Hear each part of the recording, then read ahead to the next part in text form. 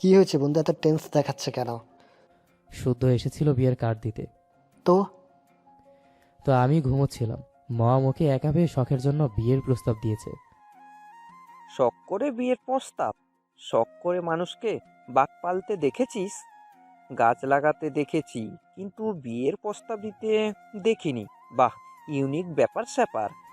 বাল, মজা নিস না তো। এখন কি করব বল? কামরানকে থামিয়ে এবার স্যান্ডি সিরিয়াস হয়ে বলল, কি হয়েছে, একটু জেরে কাজ দেখি। শুদ্ধর বোন শখ আছে না?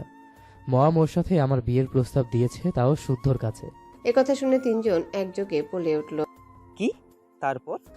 তারপর আর কি, শুধু আজ সন্ধ্যায় প্রস্তাব নিয়ে যেতে বলল। সেখানে ফাইনাল কথা বলবে। এখন আমি কি করে বোঝাবো আমার মনে শখের জন্য কোনো ফিলিংস নেই? এটা বলতে গেলে যদি রেগে যায়। এবার হাসান মুখ খুলল, এতে রাগ আর কি আছে? অবিবাহিত ছেলে মেয়ের জন্য বিয়ের প্রস্তাব আসবে, এটাই স্বাভাবিক। কিন্তু কথা হচ্ছে আন্টি চাচ্ছেন, তাহলে তোর সমস্যা কি? এখন তো এমন তো না তোর জীবনে স্পেশাল কেউ আছে। শখ যথেষ্ট ভালো, সেটা তুই আমি আমরা সবাই জানি। চৌধুরী বাড়ির মেয়ে নিয়ে কটূক্তি করার প্রশ্নই আসে না। বড় কথা, পৃথিবীতে তুই একমাত্র ছেলে না যে বন্ধুর বোনকে বিয়ে করতে যাচ্ছিস। তাই এত হাইপার হোস না। হাসানের কথায় যুক্তি আছে দেখে অর্ক বলল, কিন্তু আমার সমস্যা শখ নয়, শুদ্ধ। আত্মীয়ের মধ্যে আত্মীয়তা করলে সম্পর্ক নষ্ট হয়, আর শুদ্ধর সঙ্গে সম্পর্ক নষ্ট করার কথা ভাবতেও পারি না আমি। যারা সম্পর্কের যত্ন নিতে জানে না তাদের সম্পর্ক নষ্ট হয়। আমাদের শুদ্ধ কেমন জানিস না তুই? আমার মতে রাজি হয়ে যা, দিন শেষে ভালো একজন জীবনসঙ্গী পাবি। কিন্তু কোনো কিন্তু না, রাজি হয়ে যা। তোদের ছাড়া যাব না, কিন্তু মার খেলে তোদেরকে নিয়ে খাবো। সব কটা সন্ধ্যায় রেডি থাকবি, নো এক্সকিউজ। এভাবে বন্ধুদের সঙ্গে আরো টুকটাক কথা বলে অর্ক মায়ের কাছে গেল। মায়ের হাতের উপর হাত রেখে নিশ্চুপ হয়ে তাকিয়ে রইল। তারপর ধীরে সুস্থে বলল, তুমি কি সিরিয়াস মাম? ইয়েস মাই সন। খুশি হবে? ভীষণ। ভেবে বলো, আমি কিন্তু তোমাদের বউ শাশুড়ির ঝগড়ার মধ্যে থাকবো না। তোমরা কেউ আমাকে ঝগড়াঝাটির মধ্যে জড়াতেও পারবা না। জড়াবো না। তাহলে রেডি হও, আজই রিং পরিয়ে আসবো। ফল, মিষ্টি, জামা কাপড় যা যা লাগে সব নিতে হবে। ছেলের কথা শুনে অর্কের মা হেসে অর্কের চুলগুলো এলোমেলো করে দিলেন। ছেলে ওনার কথা রাখায় খুশি হয়ে কপালে চুমু এঁকে দিলেন। তারপর অর্ক রেডি হয়ে মাকে নিয়ে শপিং মলে গেল। মা ও ছেলে মিলে ঘুরে ঘুরে শপিং করলো। ঘুরতে ঘুরতে হঠাৎ শুদ্ধর সঙ্গে দেখা। শুদ্ধ তখন জুয়েলার্সের দোকান থেকে বের হচ্ছিল, হাতে কয়েকটা শপিং ব্যাগ। সে মূলত নতুন বইয়ের জন্য বানাতে দেওয়া গয়নাগুলোই নিতে এসেছিল। শুদ্ধ রাগলো না, হাসি মুখে টুকটাক কথা বলল। তাকে স্বাভাবিক দেখে অর্ক যেন হাঁপ ছেড়ে বাঁচল। মায়ের দিকে একবার তাকালে অর্কের মা হাসি মুখে বললেন, সন্ধ্যায় আসছি তাহলে। শুদ্ধ অর্কের দিকে তাকালে অর্ক এবার চোখ সরালো না, বরং হাসি মুখে সম্মতি সূচক মাথা নাড়ল। শুদ্ধ নিজেও হেসে তার বাঁ কাঁধে হাত রেখে ছোট করে জবাব দিল। তারপর বিদায় নিয়ে বের হতে গেলে অর্কের মাকে দোকানিকে বলতে শুনল, আমার ছেলের হবু বউয়ের জন্য রিং আর গলার চেইন দেখব। লেটেস্ট মডেলের কিছু দেখান।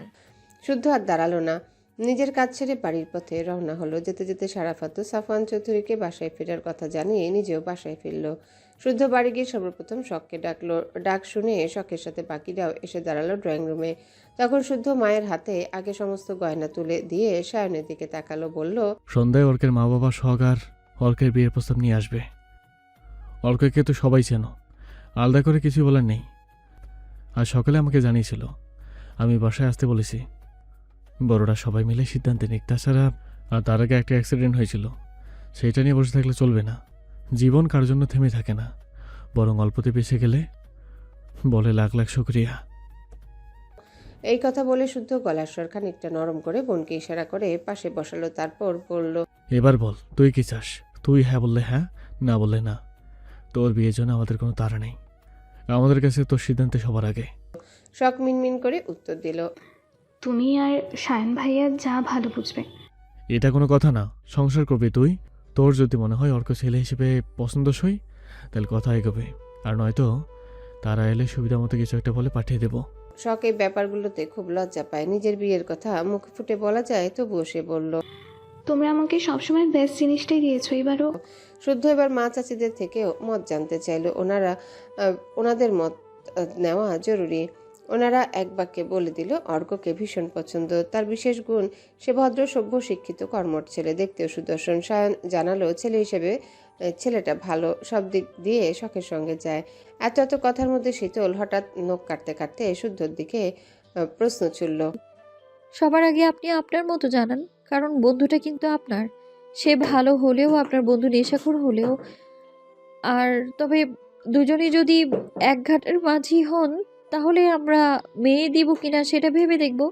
শুদ্ধ ঘাড় ঘুরিয়ে তাকালো তার থেকে 3 হাত দূরত্বে সোফার হাতলে বসা শীতলের দিকে। শীতল ভেবেছিল ধমক দেবে, কিন্তু তাকে অবাক করে দিয়ে শুদ্ধ বলল, একসাথে চলি, একই পেশায় আছি, যথেষ্ট লয়াল। বন্ধু হিসেবে যেমন, বেস্ট বোন জামা হিসেবেও বেস্ট হবে ইনশাল্লাহ। শীতল মজা করলেও শুদ্ধ তার কথাকে সম্মান করে সুন্দরভাবে জবাব দিল, কেননা মা চাচিদের মতো সেও এখন চৌধুরী বাড়ির বউ। তার মত বা সিদ্ধান্তকে সম্মান জানাতে হবে। স্বামী যদি বউকে সম্মান না করে, তাহলে অন্যরাও করবে না। শুদ্ধের মনোভাব বুঝে চৌধুরী গিন্নিরা একে অপরকে মুখ চাচাই করলো, খুশিও হলো। তারপর শুদ্ধ একবার শীতলের দিকে তাকিয়ে ফ্রেশ হতে চলে গেল। এই তাকানোর মানে বুঝে শীতলও সুযোগ বুঝে হাঁটা ধরল রুমের দিকে। একমাত্র বর বলে কথা, তার ডাক কি অমান্য করা সাজে? এরপরের সময়টা যেন দ্রুতই কেটে গেল। সন্ধ্যার পর কামরান, স্যান্ডি, হাসান, অর্ক, তার বাবা মা এলো। এক একজনের এক এক কাহিনীতে হাসতে হাসতে পেটে খিল ধরে গেল। মেয়ে দেখা নিয়ে বাড়াবাড়ি কোনো আয়োজন করা হয়নি। হঠাৎ বেড়াতে এলে যেমন গল্প আড্ডা হয়, ঠিক তেমন। এতে শখ কিছুটা হলেও স্বস্তি পেল। না চাইতে অর্কের সাথে 2-1 চোখাচোখি হলো। দুই পরিবারের উপস্থিতিতে রিং আর চেন পরানো হলো। অর্কের মা খুব করে ধরলেন শুদ্ধদের সঙ্গে শখ অর্কের অনুষ্ঠানটাও সেরে ফেলার জন্য। জোর গলায় বললেন ওনাদের কোনো দাবি নেই, বরযাত্রী 20 জনের বেশি আসবে না, ওনারা সামনের মাসে চলে যাবে, তাই এই তাড়াহুড়া। তাছাড়া অর্ককে একা রেখে গেলে উনি চিন্তায় থাকবে, শখ থাকলে আর কোনো চিন্তায় থাকবে না। অগত্যা দুই পরিবার মিলে রাজি হয়ে গেল। ওনাদের কথার মাঝে সবাই হৈ হৈ করে ছাদে গেল। উদ্দেশ্য হলো অর্ক আর শখকে সুযোগ করে দেওয়া। তবে সবাই গেলে তো হবে না, তাই দোতলা অবধি গিয়ে বাকিরা ঢুকলো শুদ্ধের রুমে। অর্ক ঢুকতে গেলে শীতল তখন শখ হাত ধরে সিঁড়ির দিকে যেতে যেতে বলল, ভাইয়া, আপনি আমার সাথে ছাদে আসুন তো, আজ আমাদের বাড়ির চাঁদ দেখাবেন। সবচেয়ে সুন্দর চাঁদ, দেখলে মন প্রাণ সব জুড়িয়ে যাবে। অর্ক শীতলের কথার মানে বুঝে নিঃশব্দে হাসলে শখ কাঠ হয়ে দাঁড়িয়ে রইল। অতঃপর তাদেরকে কথা বলার সুযোগ করে দিতে ছাদে পাঠিয়ে শীতল সিঁড়ি দিয়ে হুড়মুড় করে নামতে গিয়ে দেখলো মাঝ সিঁড়িতে শুদ্ধ দাঁড়িয়ে আছে। যাক, এসেছে তাহলে। ভয়ে আরেকটু হলে জ্ঞান হারাতো। শুদ্ধকে দেখে দ্রুত এগিয়ে গিয়ে শুদ্ধর বুকে মাথা রেখে জোরে জোরে হাঁপাতে লাগলো। তার অবস্থা দেখে শুদ্ধ আর কিছু বলল না, কারণ সেই পাঠিয়েছিল শখ অর্ককে কথা বলার সুযোগ করে দিতে। তবে সাহসের জাহাজ বাঙালির ভীতুরূপ দেখে খোঁচা মারতে ভুলল না। অতঃপর সময়টা যেন তাড়াতাড়ি কাটতে থাকলো। হাতে গোটা দিন নাকি তাড়াতাড়ি কাটে। 3 জোড়া বিয়ের জন্য যত টানা ব্যস্ততা ছিল সেটা আরো দ্বিগুণ হলো। 3 ভাই ও বাবা চাচারা মিলে পূর্বের আয়োজনের পরিকল্পনা পরিবর্তন করলো। পুরো চৌধুরী নিবাস ডেকোরেশনের জন্য লোকবল বাড়িয়ে দিল। এতে কাজও এগুতে থাকলো। বিয়ের কার্ডও বিলানো শেষ। বাড়ির মেয়েদের বিয়ের পোশাক নিয়ে বাড়তি ঝামেলায় পড়তে হলো না।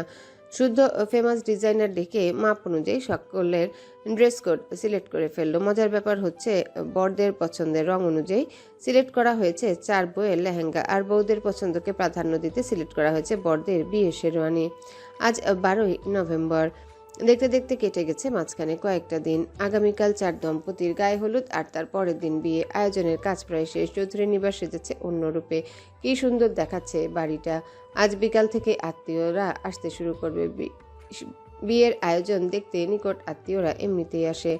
অন্তরে বিষ রেখে কথায় মধু মিশিয়ে স্বর্ণ শীতলে সৌভাগ্যের প্রশংসা করে।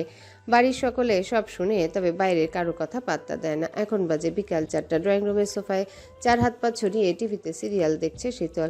পাকিস্তানি সিরিয়ালটা খুবই ভালো লাগে তার। বিশেষ করে সিরিয়ালের নায়কের গ্যাসদারটা খুব বেশি পছন্দ।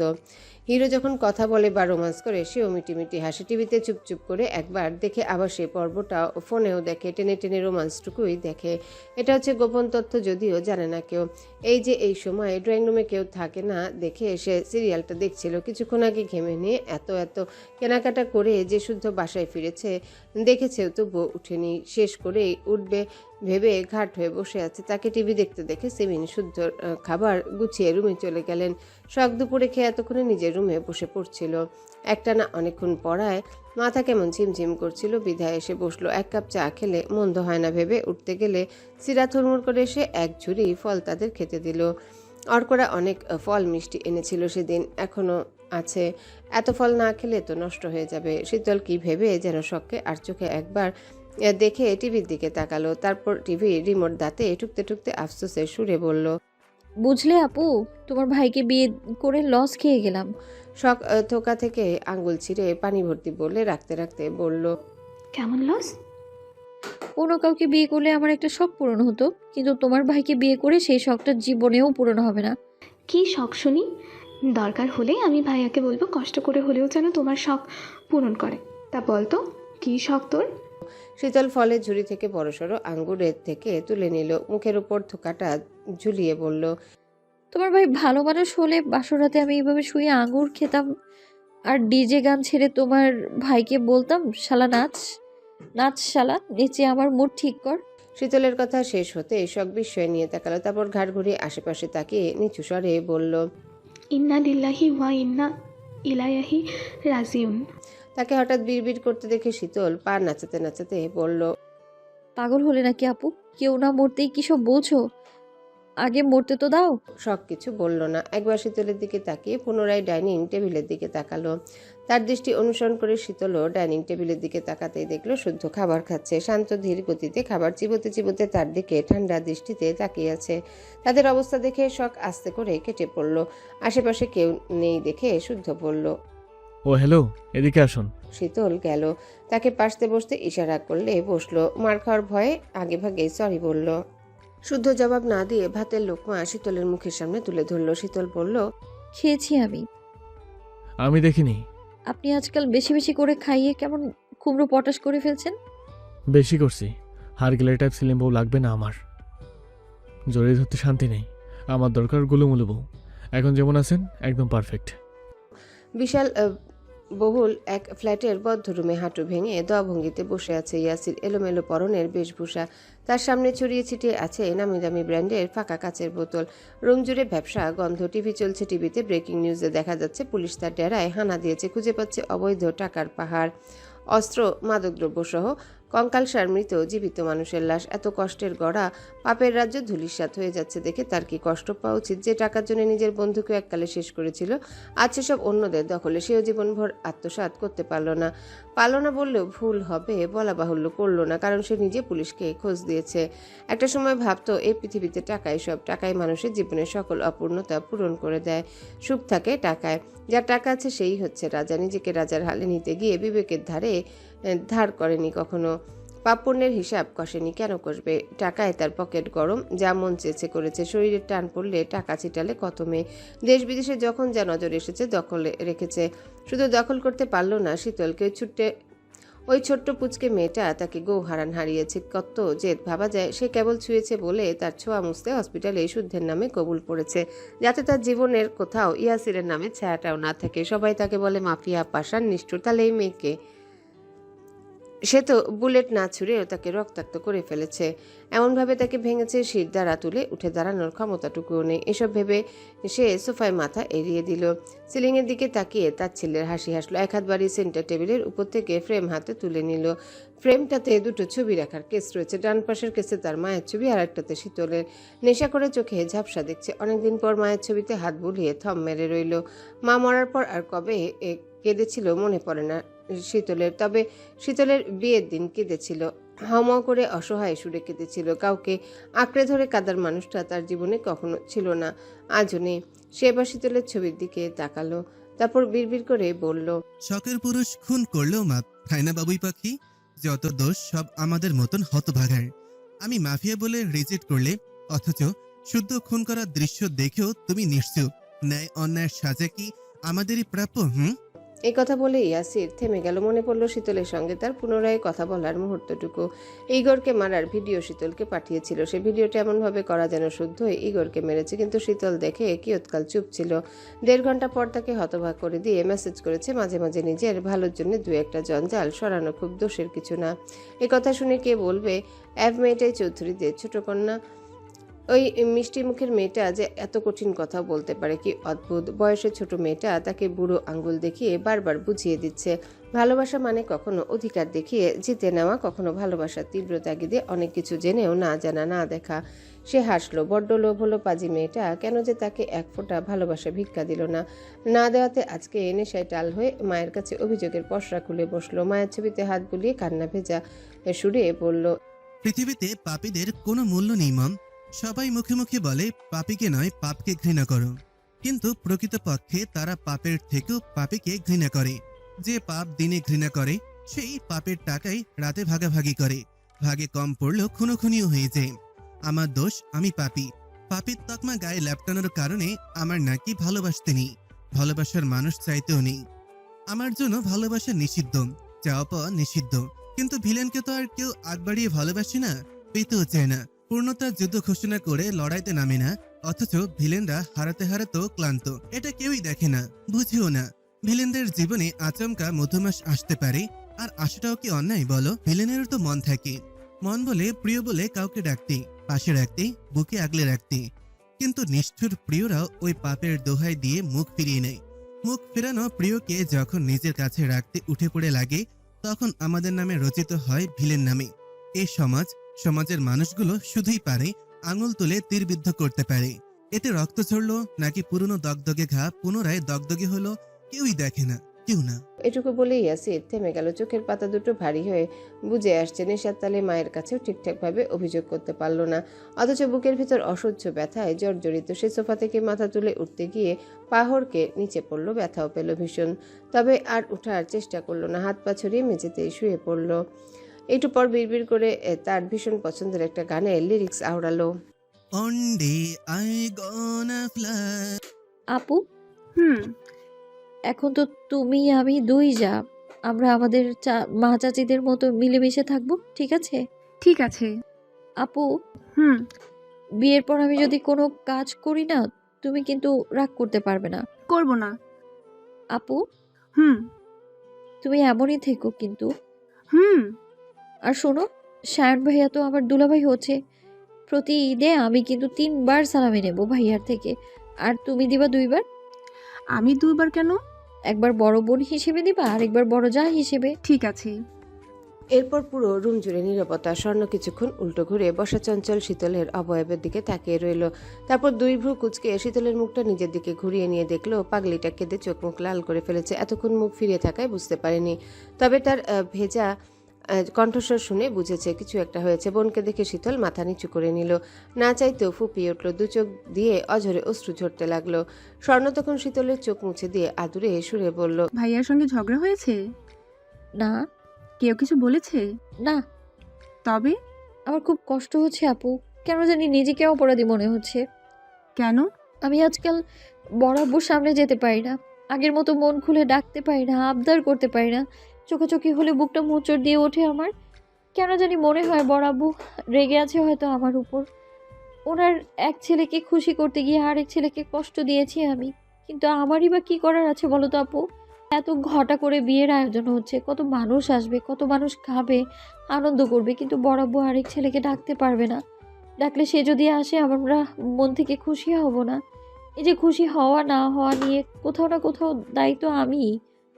হসপিটাল থেকে ফেরার পর বড় আব্বুর সাথে কথা হয়নি, বলা বাহুল্য আমি নিজেই পালিয়ে বেড়াই। এইটা তো ঠিক না। শীতল ফোপাতে লাগলো। তা দেখে স্বর্ণ হাসলো।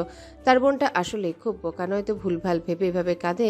তাছাড়া সারাফাত চৌধুরী মোটেও রেগে নেই, নিজেই শীতলের খোঁজ রাখেন। সত্যি বলতে উনিও বিব্রত বোধ করেন। তবে স্বর্ণ এসব কথা না তুলে শীতলের মুখটা নিজের দিকে ঘুরিয়ে চোখ জোড়া মুছিয়ে দিল। মাথা নাড়িয়ে ইশারায় কাঁদতে বারণ করে বলল, সবাইকে খুশি করতে পারে না, আর সবাইকে খুশি করতে চাওয়াটাও এক ধরনের বোকামি। তুই শুদ্ধ ভাইয়াকে ভালোবাসিস, তার জন্য লড়াই করে সম্পর্ক পূর্ণতা এনেছিস। বাকি সব ভাব যাকে চাস তাকে পেয়েছিস, আদায় করে নিয়েছিস। হিসাব মিলাতে হলে মিলা, যে যার জন্য এইসব সে তাকে ভালোবেসে কিনা। তোকে আগলে রাখতে চায় কিনা, পারে কিনা। যদি সেই মানুষটা ঠিক থাকে তাহলে বাকি সব কিছু ফিকে হোক। মাঝে মাঝে কিছু জিনিস দেখেও না দেখার ভান করতে হয়। এখন যদি তোর ভাবনায় অনুযায়ী বড় আব্বুকে খুশিও করতে চাস, তবে ইয়াসিরের কাছে যেতে হবে। যাবি? সে নাকি তোকে পছন্দ করে, বিয়ে করবে এবং মাফিয়াগিরি ছেড়ে দেবে। কিন্তু তুই থাকতে পারবি তোর শুদ্ধ ভাইকে ছাড়া? যদি যেতে চাস, শুদ্ধ ভাই কিচ্ছু বলবে না। তবে এই জীবনে তুই তোর মুখ দর্শনও করতে পারবি না। না তুই কখনো তোর শুদ্ধ পুরুষের কাছে ঘেঁষতে পারবি। তা সইতে পারবি তো? প্রিয় মানুষের ঘৃণা দৃষ্টি নিয়ে বাঁচতে পারবি? বোনের কথা শুনে শীতল ফ্যালফ্যাল করে তাকিয়ে রইল। এই কথা তো সে স্বপ্নেও ভাবতে পারে না, তাই ভেজা কণ্ঠে বলল, শুধু ভাইকে ছাড়ার কথা ভাবতে গেলে দম আটকে মরে যাব আমি। তাকে ছেড়ে অন্য কারো কাছে যাওয়ার কথা তো বহু দূর। তাহলে যা হচ্ছে হতে দে। সবার ভালো কথা ভাবতে গেলে নিজের ভালো থাকতে পারবি না, অথচ আমরা সবাই চাই তুই ভালো থাক। শীতল বোনের হাত আঁকড়ে ধরে মাথা নিচু করে কিছু ভাবলো, তারপর নিচু স্বরে বলল, নীল চোখওয়ালা আমাকে একটা ভিডিও পাঠিয়েছে। ওখানে শুধু ভাই ঐশ্বর্য আপুর বাবাকে। কথা গোপন করতে শেখ বোন, সব কথা আওড়াতে নেই। ভিডিও সহ চ্যাট ডিলিট করেছিস? করেছি। আর কেউ জানে? না। তুইও কি কিছু জানাস না? মনে থাকবে ওকে? থাকবো, কিন্তু এটুকু বলতেই স্বর্ণ শীতলের মুখ চেপে ধরে চোখ টিপ দিয়ে কিছু বলতে বারণ করলো। তড়িৎ হাতটা সরিয়ে দরজার দিকে তাকালো। কারো পায়ের পদধ্বনি দরজার কাছে থেমে গেল। নক করলো দরজায়। স্বর্ণ ওপাশের মানুষটাকে প্রবেশের অনুমতি দিলে ধীর পায়ে ঐশ্বর্য রুমে প্রবেশ করলো। হাসি মুখে তাকিয়ে বলল, বিরক্ত করলাম? ঐশ্বর্যকে দেখে শীতল হাসলো। এই মেয়েটার প্রতি চিরকৃতজ্ঞ সে, তবে ঘটনা করে কৃতজ্ঞতা প্রকাশ করতে পারবে না। তবে মানুষ হিসেবে ভীষণ পছন্দ করে। তাকে দরজায় দেখে শীতল উঠে গিয়ে ঐশ্বর্যের হাত টেনে বিছানায় বসিয়ে দিল। নিজেও পাশে বসে বলল, কি যে বলো না ভাবি, আমার রুমে আসতে অনুমতি নিতে হবে নাকি? হবে তো। হবে না, বাইরের কেউ হলে কথা ছিল। তুমি আমার পরিবারের একজন, আমার সুইট কিউট 2 নাম্বার ভাবি। তা বড় ভাবি আপনি দাঁড়িয়ে কেন, বসুন না। শেষের কথাটা স্বর্ণকে বলে হেসে ফেলল শীতল। স্বর্ণ হাতে চিরুনি নিয়ে শীতলের চুলের বিনুনি খুলে আছড়ে দিতে থাকলো। দু বোনের মিল দেখে ঐশ্বর্য হাসলো। শীতলের চোখ মুখ দেখে বুঝলো কোনো কারণে কেঁদেছে। তবে কেন কেঁদেছে প্রশ্ন করাটা ঠিক হবে না, তাই কিছু বলল না। তবে স্বর্ণ বুঝলো, তাই নিজেই বলল, বয়সে বড় হয়েছে, বুদ্ধিতে নয়। শুদ্ধ ভাইয়ের সঙ্গে নেইনি, তাই কেঁদে কেটে একাকার অবস্থা। বুঝতে হবে তো এখন বাড়ির ছেলের কত ব্যস্ত, কত কাজ তাদের। বোনের কথায় সায় দিতে শীতল মুখ ভেঙচি কাটলো, ঠোঁট ফুলিয়ে বলল, বালের কাজ, সঙ্গে নিলে কি আর এমন হতো? ঐশ্বর্য মুখ টিপে হেসে শীতলের ফুলো ফুলো গাল দুটো এবার টেনে নিয়ে বলল, আপনাকে নিয়ে যায়নি বলে আপনার মহারাজ গিয়েও ফিরে এসেছে। আমাকে বলল আপনাকে ডেকে দিতে দ্রুত। যান, বাইকে বসে আছে। ফিরে এসেছে? কখন? 5 মিনিট হবে। যাও তাড়াতাড়ি, নয়তো রেগে যাবে। এ কথা শুনে শীতল গরু খোঁজা করে ফোনটা খুঁজতে লাগলো। বালিশের নিচে ফোন বন্ধ হয়ে পড়ে আছে। এই রে, ফোন দিয়েছিল বোধহয়। কখন থেকে বসে অপেক্ষা করছে কে জানে। শীতল কিছু বলার আগে বাইকের হর্ন শুনতে পেল। একের পর এক হর্ন বাজতেই আছে। তা দেখে পরনের ড্রেস বদলাতে ওয়াশরুমের দিকে ছুটলো।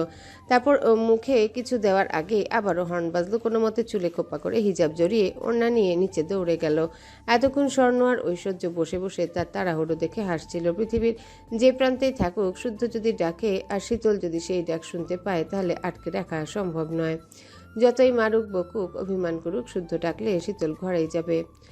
এইটা আজকের ঘটনা নয়, আগে থেকে এমন। এদিকে বাইকের হর্ন শুনে সিতারা বের হলেন। কিছু ফেলে গেছে নাকি জানতে চাইলে শুদ্ধ বলল, পাপার ফিসকে আসতে বলো, দেরি হয়ে যাচ্ছে। পাফার ফিশকে? ছেলের উদ্দেশ্যে প্রশ্ন ছুড়ে কিছু একটা বুঝে সিতারা হেসে ফেললেন। এই বাড়িতে এসব নামের অধিকারিণী তো একটাই, তাই তিনি যেতে যেতে বললেন, তোরা পারিসও বটে। তারপর উনি চেঁচিয়ে শীতলকে ডাকতে লাগলেন। শীতল রেডি হয়ে গুটি গুটি পায়ে বের হয়ে শুদ্ধর কাছে গেল। তবে মুখটা গোমরা করে আছে। শুদ্ধ তাকে দেখে বিরক্তি সুরে বলল, একটু তাড়াতাড়ি আসা হয়ে গেল না? আমি ভাবলাম নিমন্ত্রণ পত্র না পাঠালে আজকে আর নামবেই না। শীতল জবাব দিল না, বাইকের পিছনে উঠে বসলো। তবে শুদ্ধকে ধরল না। মাঝখানে কিছু জায়গা রেখে বসেছে যেন গায়ে না থাকে। শুদ্ধ ঘাড় ঘুরিয়ে একবার তাকিয়ে বলল, দরবশ, বিয়ের আগে বউ মারতে চাচ্ছি না, যা বলছি শোন। কালার ঘরে কালা, কানে শুনিস না? ধাপ করে কানের উপরে লাগাবো নাকি? তবুও শীতল জবাব দিল না, ধরল না। কাহিনী বুঝে শুদ্ধ কথা না বাড়িয়ে চোখে ব্ল্যাক সানগ্লাস পরে বাইক স্টার্ট করলো। পরনে সাদা শার্ট ও কালো প্যান্ট, গা থেকে ভুরভুর করে বেরোচ্ছে চিরচেনা পারফিউমের ঘ্রাণ। এই ঘ্রাণটা শীতলের খুব পছন্দের। অন্য কিছু হলে চেটে চেটে খেয়ে ফেলতো এতদিনে। পরীক্ষা স্বরূপ একদিন টেস্ট করে বুঝেছে পারফিউম তিতা স্বাদের হয়। শুদ্ধর বাইক ততক্ষণে মূল ফটক পেরিয়ে বেরিয়ে গেল। কাজ ফেলে কেউ বউ নিয়ে বের হয়, কিন্তু কথা শুনলে তো সঙ্গে নেয়নি বলেই তো মুখে কুলু পেটে বসে আছে। রাগ দেখাতে ধরেও বসেনি, এত রাগ দেখার সময় নেই। বাইকে যখন বসেছে তখন তাকে ধরতে হবে, এই কথা ভেবে শুদ্ধ ইচ্ছে করে ব্রেক কষলো।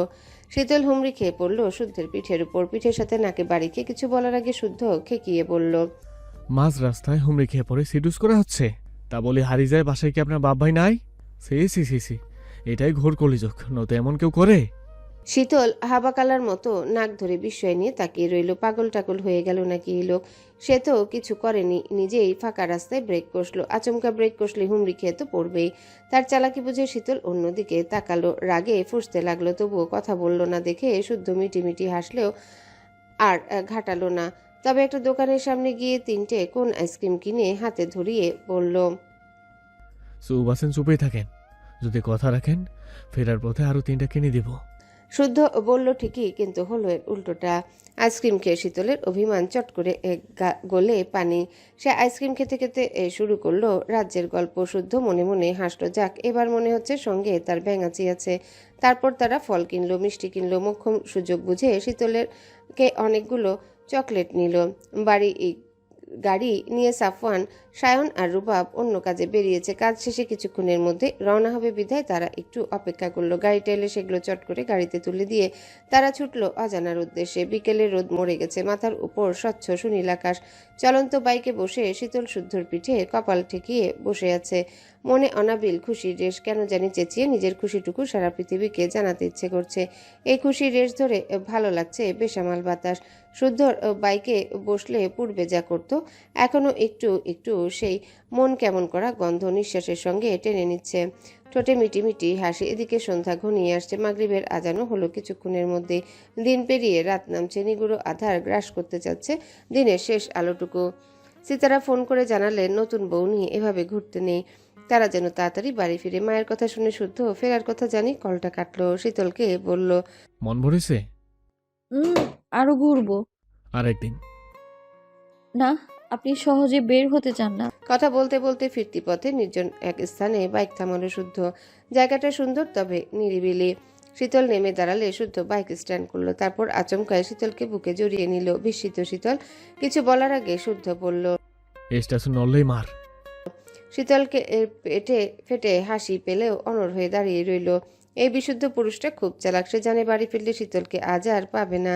এজন্যে এখনই এই ব্যবস্থা। তবে শুদ্ধর অজানায় রয়ে গেল, ব্যাঙাচি এখন চালাক হয়ে গেছে, বুঝে গেছে কিছুটা। তাই সেও আঁকড়ে ধরেছে প্রিয় পুরুষটাকে। নিঃশ্বাসের সঙ্গে টেনে নিচ্ছে প্রিয় সুঘ্রাণ। বুকে মাথা রেখে ডাকাতি করে লুফে নিচ্ছে মনের শান্তি।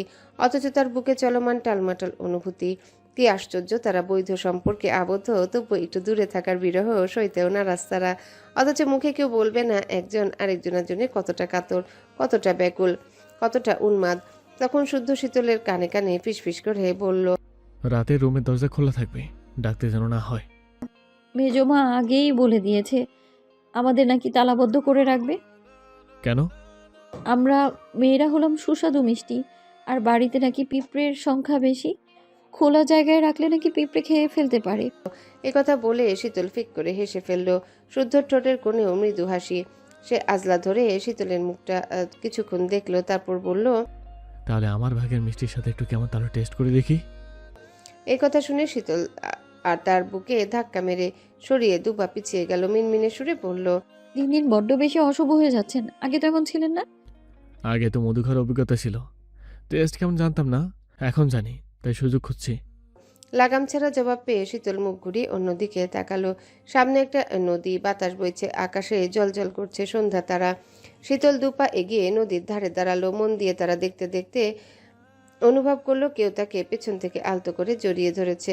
পরক্ষণে শক্ত করে গাল চেপে ধরে পরপর বেশ কয়েকটা চুমু খেলো। ফোনের রিংটোন বেজে উঠলে শুদ্ধ কানে ফোন চেপে বাইকের দিকে যেতে যেতে বলল, হ্যাঁ ছোট মা বলো, তোমার মেয়ে যেতে যাচ্ছে না, বলে কি না তার নাকি বাড়ি ফিরতে ভালো লাগছে না।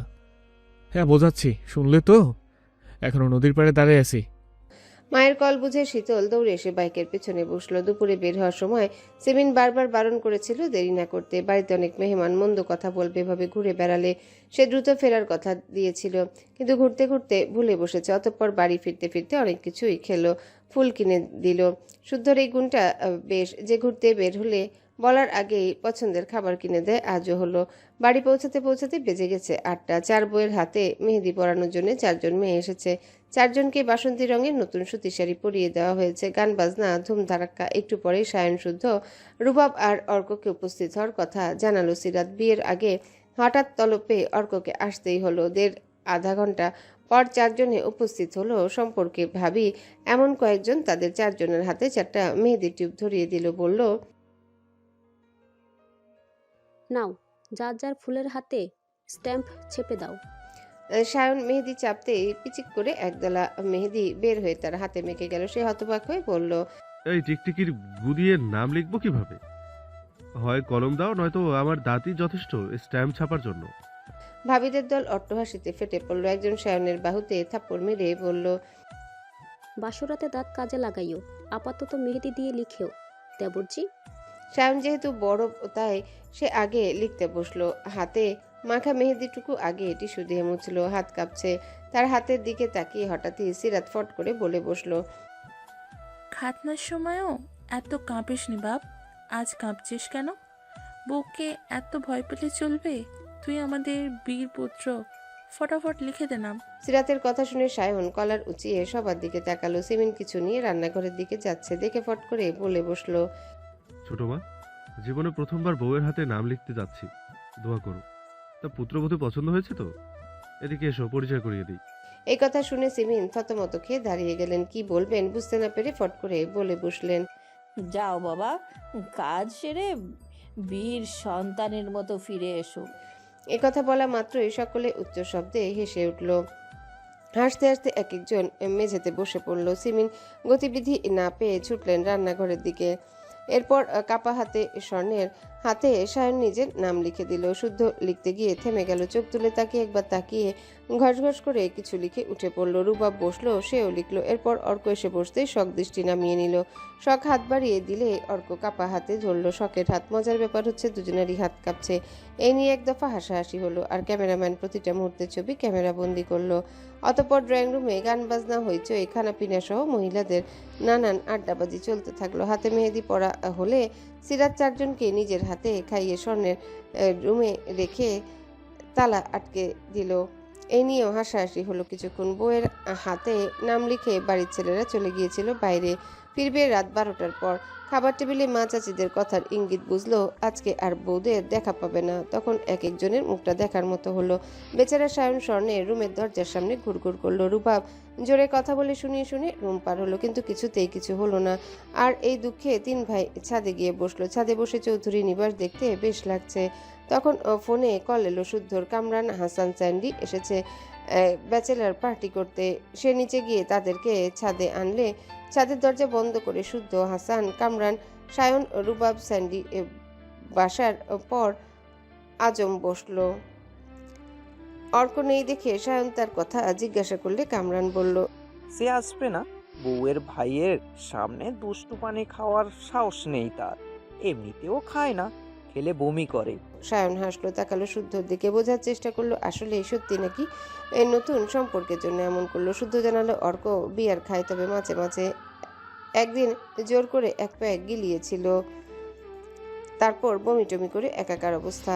অন্য কোনো নেশা নেই, তবে চুইংগাম চিবায় সবসময়। এ কথা শুনে তখন সায়ন বলল, কেউ আমাদের 1 ঠাপ দিতে আমরা তাকে 4 ঠাপ দিয়ে আসি। কেউ একটা টোকা দিলে আমরা মুখ ফাটিয়ে শাসিয়ে আসি, যেন বাড়ি অবধি বিচার না আসে। আমরা সুযোগ পেলে 1 পেক না, বোতল ধরে গোলায় ঢালি। আমরা দৃষ্টে আমাদের বোন জামাই বেশি ভদ্র হয়ে গেছে। কথা শুনে সবাই একচোট হাসলো। তখন হাসান জানালো অর্কের যে মা উনি অন্যরকম মহিলা, যেমন ভালো তেমনি রাগী। ওনার ভালোবাসা পেয়ে অর্ক নিজেকে ওইরকম ভাবে গড়ে তুলেছে যেন তাকে নিয়ে তার বাবা মায়ের মধ্যে কোনো সমস্যা সৃষ্টি না হয়। এসব শুনে বেশ কিছুক্ষণ সবাই চুপ থাকলো। তখন শুদ্ধ বলল, অর্কের আপন মানে সৎ মায়ের কাছে মানুষ হলেও মানুষের মতো মানুষ হয়েছে, আরও বরাবরই সম্পর্কের বিচ্ছেদের ভয় পায়। যার মধ্যে এ ভয় থাকে সে প্রতিটা সম্পর্ক যত্ন করে রাখতে জানে। আমার দৃঢ় বিশ্বাস আমার বোন ভালো থাকবে। আমার বোনকে কষ্ট দেওয়ার আগে সে 10 বার ভাববে, কারণ সে জানে আমার বোন কষ্ট পেলে আমিও কষ্ট পাবো। স্যান্ডি আসার সময় 4 বোতল ব্র্যান্ডের লাল পানি এনেছে, আজমও এনেছে, কামরান এনেছে বিয়ার। ছাদের দরজা বন্ধ করে যে যার মতো পছন্দসই জিনিস হাতে তুলে নিল। শুদ্ধ একটা বিয়ারের বোতলে সিপ নিচ্ছিল, তখন শারাফাত চৌধুরী তাকে কল করে দেখা করতে বললেন।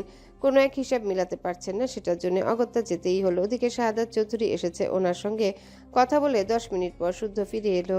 খোলা বিয়ারের বোতলে সিপ নিতে গিয়ে বিষম খেলো, কাশতে কাশতে অবস্থা খারাপ তার। একটু পর বিয়ার ধীরে সুস্থে শেষ করলো। শেষ করে কয়েকবার মাথা ঝাঁকি দিতে সায়ন বলল, ভাই কোনো সমস্যা?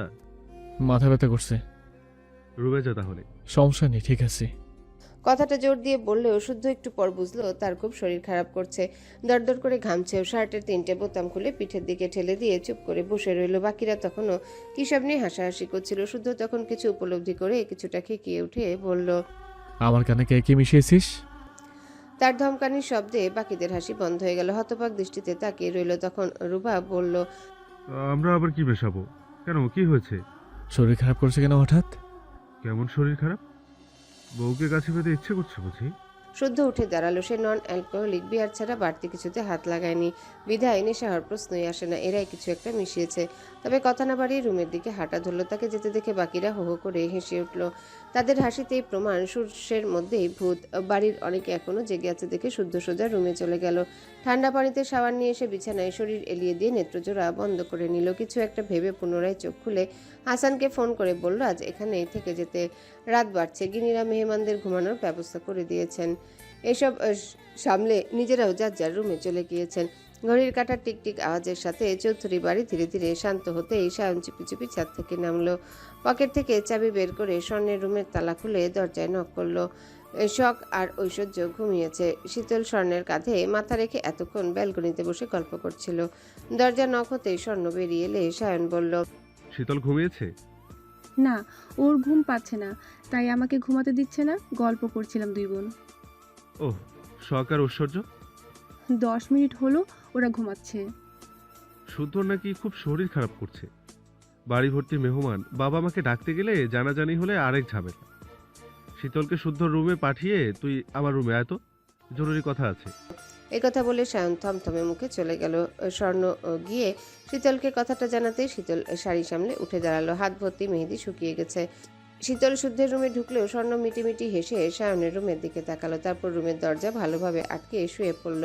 সে বুঝে গেছে সায়নের চালাকি। এখন গেলে কি হতে পারে তাও জানে। এতদিন ধৈর্য ধরলো, আর তো মাত্র একটা রাত। এদিকে সায়ন খুশিতে ডগমগ। স্বর্ণকে জাপটে ধরার জন্য হাতের তালু নিষ্পিস করছে তার। কিন্তু যখন 10 মিনিট পেরিয়ে গেলেও স্বর্ণ এলো না, তখন রুমের বাইরে এলো। দরজা ঠেলে বুঝলো ভেতর থেকে লক। সে রাগে গজগজ করতে করতে ছাদের দিকে হাঁটা ধরলো। যেতে যেতে স্বর্ণ এমন মেসেজ করলো, স্বর্ণের রাগ এত দূর, ঠোঁট কামড়ে ধরে কোনো মতে হাসি আটকালো। শুদ্ধ যাওয়ার পর হাসান, স্যান্ডি, কামরানও চলে গেল। অর্ককেও সময় দেওয়া দরকার। ছাদে রইল রুবাব, সায়ন আর আজম। অনেকটাই লাল পানি রয়ে গেছে এখনো। আজম ইচ্ছে মতো গলায় ঢাললো। সায়ন রুবাব যতটুকু খাক কন্ট্রোল থাকলেও আজমের নেশা চড়ে গেছে। রাত তখন 3টা। সায়ন টলতে টলতে বোতলগুলো জঙ্গলের দিকে ছুঁড়ে মারল। ফজরের আজানের আগে আগে রুমে যেতে হবে, নয়তো কে কখন দেখে কাহিনী শুরু করে দিবে।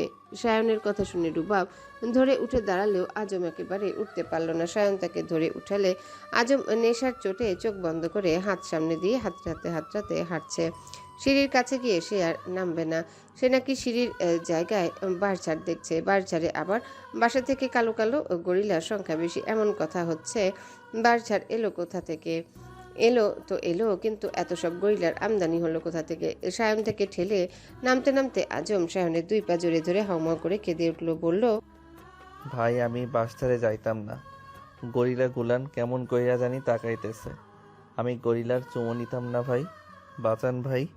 সায়ন নিজেও কিছুটা টলছে। সে এবার নিজের কোমরে ট্রাউজার চেপে ধরে বিরক্তির সুরে বলল, হারামজাদা, ট্রাউজার ছাড়। বউয়ের আগে আমি কাউকে দেখবো না। এই কথা শুনে রুবাব গলা কাকারি দিয়ে পড়ল, তোমার কালো ছাপা দেখতে আমাদের বইয়েই গেছে। যাও, সরে যেতে দাও। কথাখানা সায়নের মোটেও পছন্দ হলো না। সে থমথমে মুখে বলল, আমারটা কালো আর তোরটা বুঝি মেকআপ করা? ভাই তুমি খুব নেস্টিক মার্কা কথা বলো। ওই তো উচিত কথা বলি যে। রুবাব মুখ কুচকে দাঁড়িয়ে রইল, কি জবাব দেবে বুঝতে পারল না। তবে আজম ভয়ে ভয়ে বলল, ভাই বাঁশবাগানে গরিলা আইলো কেমন? আজম্মু পা ছাড়, নয়তো তোদের বাপের বাঁশবাগানে বাঁশ তোর পেছন দেবো শালা। যত বলি গালি টালি দেবো না, আমার মুখ না ছুটালে হয় না। রাইগেন না ভাই, নতুন বর রে রাখতে নাই। হ্যাঁ, তুমি এবার প্যান্ট টানাটানি কইরা ল্যাংটা করার ধান্দা করতেছে, আর আমি আবাল সেজ্জা চুপচাপ দাঁড়িয়ে থাকবো। সর শালা, নয়তো এক উষ্টা দিয়া প্রতিবন্ধী বানাই দিব। আজম নেশায় টাল, পা ছাড়লে সিঁড়িতে গড়িয়ে পড়ে মরবে নিশ্চিত। তাই সায়নের পা ছাড়লই না। অগত্যা সায়ন আজমের হাত আর রুবাবের পা ধরে দোলাতে দোলাতে সিঁড়ি দিয়ে নামতে থাকলো। নামতে নামতে হাঁপাতে হাঁপাতে বলল, শালা গদা ভারী কত রে শালা, আজ থেকে তোর খাওয়া বন্ধ। এই কথা বলে সে রুবাবকে বলল, দোল দোল দুলনি ছড়াটা বলতো ভাই। ছড়া বলতে বলতে নামলে বোধহয় তাড়াতাড়ি নামতে পারবো। রুবাব এবার মাথা চুলকে আমতা আমতা করে বলল, ভাই কবিতার সুর মনে আছে? কবিতা মনে নাই? ও তাহলে আমি যা বলছি আমার সাথে তাল মিলা। হ্যাঁ শুরু করো। অতঃপর সায়ন গুনগুন করে তেই ছাড়া বলতে লাগলো, দোল দোল দুলনি রাঙ্গা মাথার চিরনি, আজরাইল আসবে এখনই, আজম্মুকে নিয়ে যাবে সখনি। আজ 13ই নভেম্বর। সকাল থেকে বিয়ে বাড়ি আরো জমে উঠেছে। আত্মীয়দের ভিড়ে গমগম করছে পুরো বাড়ি। নানান কথা, নানান উক্তি যুক্তি সহ নতুন বর বউদের নীতি চলছে একের পর এক। এক একটা নিয়ম পালন করতে কখনো হেসে গড়াগড়ি খাচ্ছে বাড়ির ছেলেমেয়েরা, কখনো বিরক্তিতে চোখ মুখ কুচকে ফেলছে। অযৌক্তিক রীতির বাহার দেখে বাড়ির ছেলেগুলো আগে জানিয়ে দিয়েছে তারা এসবের ধারে কাছেও নেই, এসবে যেন টানাটানি না করে তাদের। কিন্তু বয়োজ্যেষ্ঠরা মানলে তো, সরাসরি জানিয়েছে নিয়ম না মানলে বাসর রাতে বউ পাবে, না পেলেও সকালে। এ কথা শুনে অবশ্য সায়ন আর রুবাব তর্ক করছে, কিন্তু শুধু তাদের কথা শুনে গেছে। এ ব্যাপারে নাকি তার কিছু বলারও নেই, কারণ তার ভাষ্যমতে তার ভাইরা আস্ত পাগল। নতুবা কেউ এসব নিয়েও তর্ক করে? বোকারা তর্কে জড়ায়। সেদে সেদে বোকা হওয়ার মানে হয় অন্যের কথা বাদই থাকুক, তার কথা না হয় ধরা যাক। এই তো যেমন গত রাতেও দ্বিতীয় দফা বাসর সেরেছে, কেউ তো ধরতে পারেনি। গত রাতে বাসর সেরে আজকে দিন পেরিয়ে আরেক রাতের অপেক্ষায় আছে। শুধু পারছে না দিনটাকে হাতে ঠেলে পার করতে, মানে বিয়ের আগে বাসর করে আবারও বাসরের অপেক্ষা। ভাবা যায় না? ভাবারই কথা। এসব ভাবতে গেলে মাথায় ক্রিমিনালি বুদ্ধি থাকা লাগে, রোমান্টিক হওয়া লাগে, ইচ্ছে থাকা লাগে। যদিও গত রাতে তেমন প্ল্যান না থাকলেও হয়ে গেছে। এই জন্যে অবশ্য শীতল দায়ী। সে কেন গেল তার কাছে? সে কি ডেকেছিল? মোটেও না। গেল তো গেল, কাছে টানলে সে অনুষ্ঠানের অজুহাত দেখাচ্ছিল কেন? অজুহাত শুনে তার মনের কৌতূহল বেড়েছিল। মন মরিয়া হয়ে জানার জন্যে উঠে পড়ে লেগেছিল যে অনুষ্ঠানের আগে কিছুমিছু হলে কি হয়, কি হবে, মূলত কি হয় জানার জন্য রাতটাকে পরীক্ষা স্বরূপ ব্যবহার করেছে। আর এর ফলস্বরূপ কিন্তু এসেছে লেটার মার্কস, ফিলিংস অসাম। বিয়ে হয়েছে বহু, তার আদরের ইচ্ছে তার বাকি সব বানের জলে ভেসে যাক। সকালের নাস্তা সেরে গায়ে হলুদের ডালা সাজাতে বসেছে একদল যুবক যুবতী। সাজানো হচ্ছে নানান রকম ফল, মিষ্টি, জামাকাপড় থেকে শুরু করে আরও নানান প্রসাধনী নিয়ে। এগুলো নাকি যাবে অর্কের বাসায়। বোনের শ্বশুরবাড়ি বলে কথা, কোনো কিছুর কমতি রাখেনি সায়ন শুদ্ধ। বরং এসব জিনিস তারা নিজেরা গিয়ে ঘুরে ঘুরে বেস্ট জিনিসগুলোই কিনেছে। গায়ে হলুদের অনুষ্ঠান নিয়ে সারাফাত চৌধুরী অর্কের বাবা মা পুনরায় আলোচনাও করছেন। আজ মূলত সায়ন স্বর্ণ, শুদ্ধ শীতল, রুবাব ঐশ্বর্যের গায়ে হলুদের কথা থাকলেও হঠাৎ অর্ক শখের বিয়ে ঠিক হলো। সেই হিসাবে তাদেরও গায়ে হলুদের অনুষ্ঠান। স্বর্ণ শখ বাড়ির মেয়ে বিধায় অনুষ্ঠানটা বাড়িতেই হবে এবং আলাদা আলাদা জোড়া মিলে একসাথে বসে তাদের গায়ে হলুদ ছোঁয়ানো হবে। 3টা কাপল জোড়া থাকলেও শখ একা হয়ে যাচ্ছে এবং ব্যাপারটা পছন্দ হচ্ছে না কারো। তাই আলোচনায় বসে ঠিক করা হয়েছে অর্কের গায়ে হলুদ চৌধুরী নিবাসেই হবে। শখের পাশে বসে। এই কথায় অর্কের বাবা মা সম্মতি দিলে বাগানে ঠিক 4টে পদ্মফুল আকৃতির হলুদের স্টেজ করা হয়েছে। পদ্মফুলের মাঝে বসবে বর বউ, ভীষণ সুন্দর করে সাজানো। যার যার স্টেজে জুটির নামও লেখা রয়েছে। পরপর স্টেজে বিধায় সিরিয়াল অনুযায়ী একে একে গিয়ে হলুদ ছোঁয়াতে পারবে। একে তো 4টে বিয়ে একসাথে এবং এক একটা জিনিস ইউনিকভাবে উপস্থাপন করা হয়েছে। এটাই সকলের নজরে পড়ছে, মুগ্ধ হচ্ছে, কেউ বা হিংসায় জ্বলে যাচ্ছে। সকাল থেকে ডালা সাজিয়ে দুপুরের পর কাজ শেষ হলো। বাকিরা দুপুরে খেয়ে অন্য কাজ করতে করতে বিকেল হলো। এদিকে নতুন 4 বধূকে সাজানোর হুলস্থুল পড়ে গেছে, কারণ আত্মীয়রা যখন থেকে শুনেছে নতুন বউরা পার্লারে সাজবে না, তখন থেকেই সকলে অবাক। গুজুর গুজুর ফুসুর ফুসুর চলছে। এত সুন্দর করে বাড়িটা সাজানো হয়েছে, এত রাজকীয়ভাবে অনুষ্ঠান, অথচ নতুন বউরা নাকি সাজবে না। ব্যাপারটা কেমন হয়ে গেল না? নতুন বউ ও বর সাজবে না, অথচ বাকিরা সেজে ঘুরে বেড়াবে। মানে যার বিয়ে তার কথা নেই, পাড়াপড়শির ঘুম নেই। সম্পর্কে ভাবি, বোন, খালা যখন এসব নিয়ে যুক্তিতর্ক করছিল, তখন হঠাৎ একজন বলল, এই তোরা চুপ, শুদ্ধ ভাই আসছে। এই কথা শুনে সকলে নিশ্চুপ। শুদ্ধ তখন ফোনে কথা বলতে বলতে কোনো দিকে না তাকে সিঁড়ি বেয়ে উপরে চলে গেল। তার কথা বলার ভঙ্গি, হাঁটা, অ্যাটিটিউড লেভেল দেখে কারো মনে কিছু ঘটে গেলেও সকলে চুপ, কারণ ছেলেটা বিবাহিত এবং তার বউ যদি জানে তাহলে হুলস্থুল বাঁধিয়ে ফেলবে। শুদ্ধ যাওয়া মাত্রই একদল গিয়ে ধরলো সিতারাকে, অনুমতি চাইলো বউ সাজানোর, কিন্তু শুধু সিতারা না, 3 যা কড়াভাবেই বারণ করলেন। বাড়ির ছেলে যখন চাচ্ছে না, তখন এসব হবে না। সাজ মানে ভারী মেকআপ না, সাজের ধরন থাকে। মুখ ভর্তি মেকআপ করাকেই সাজ বলে না। কড়া জবাব পেয়ে কেউ আর কিছু বলার সাহস করলো না। তবে সেখানে থাকলো না কেউ, আর না কোনো কিছুতে হাত দিল।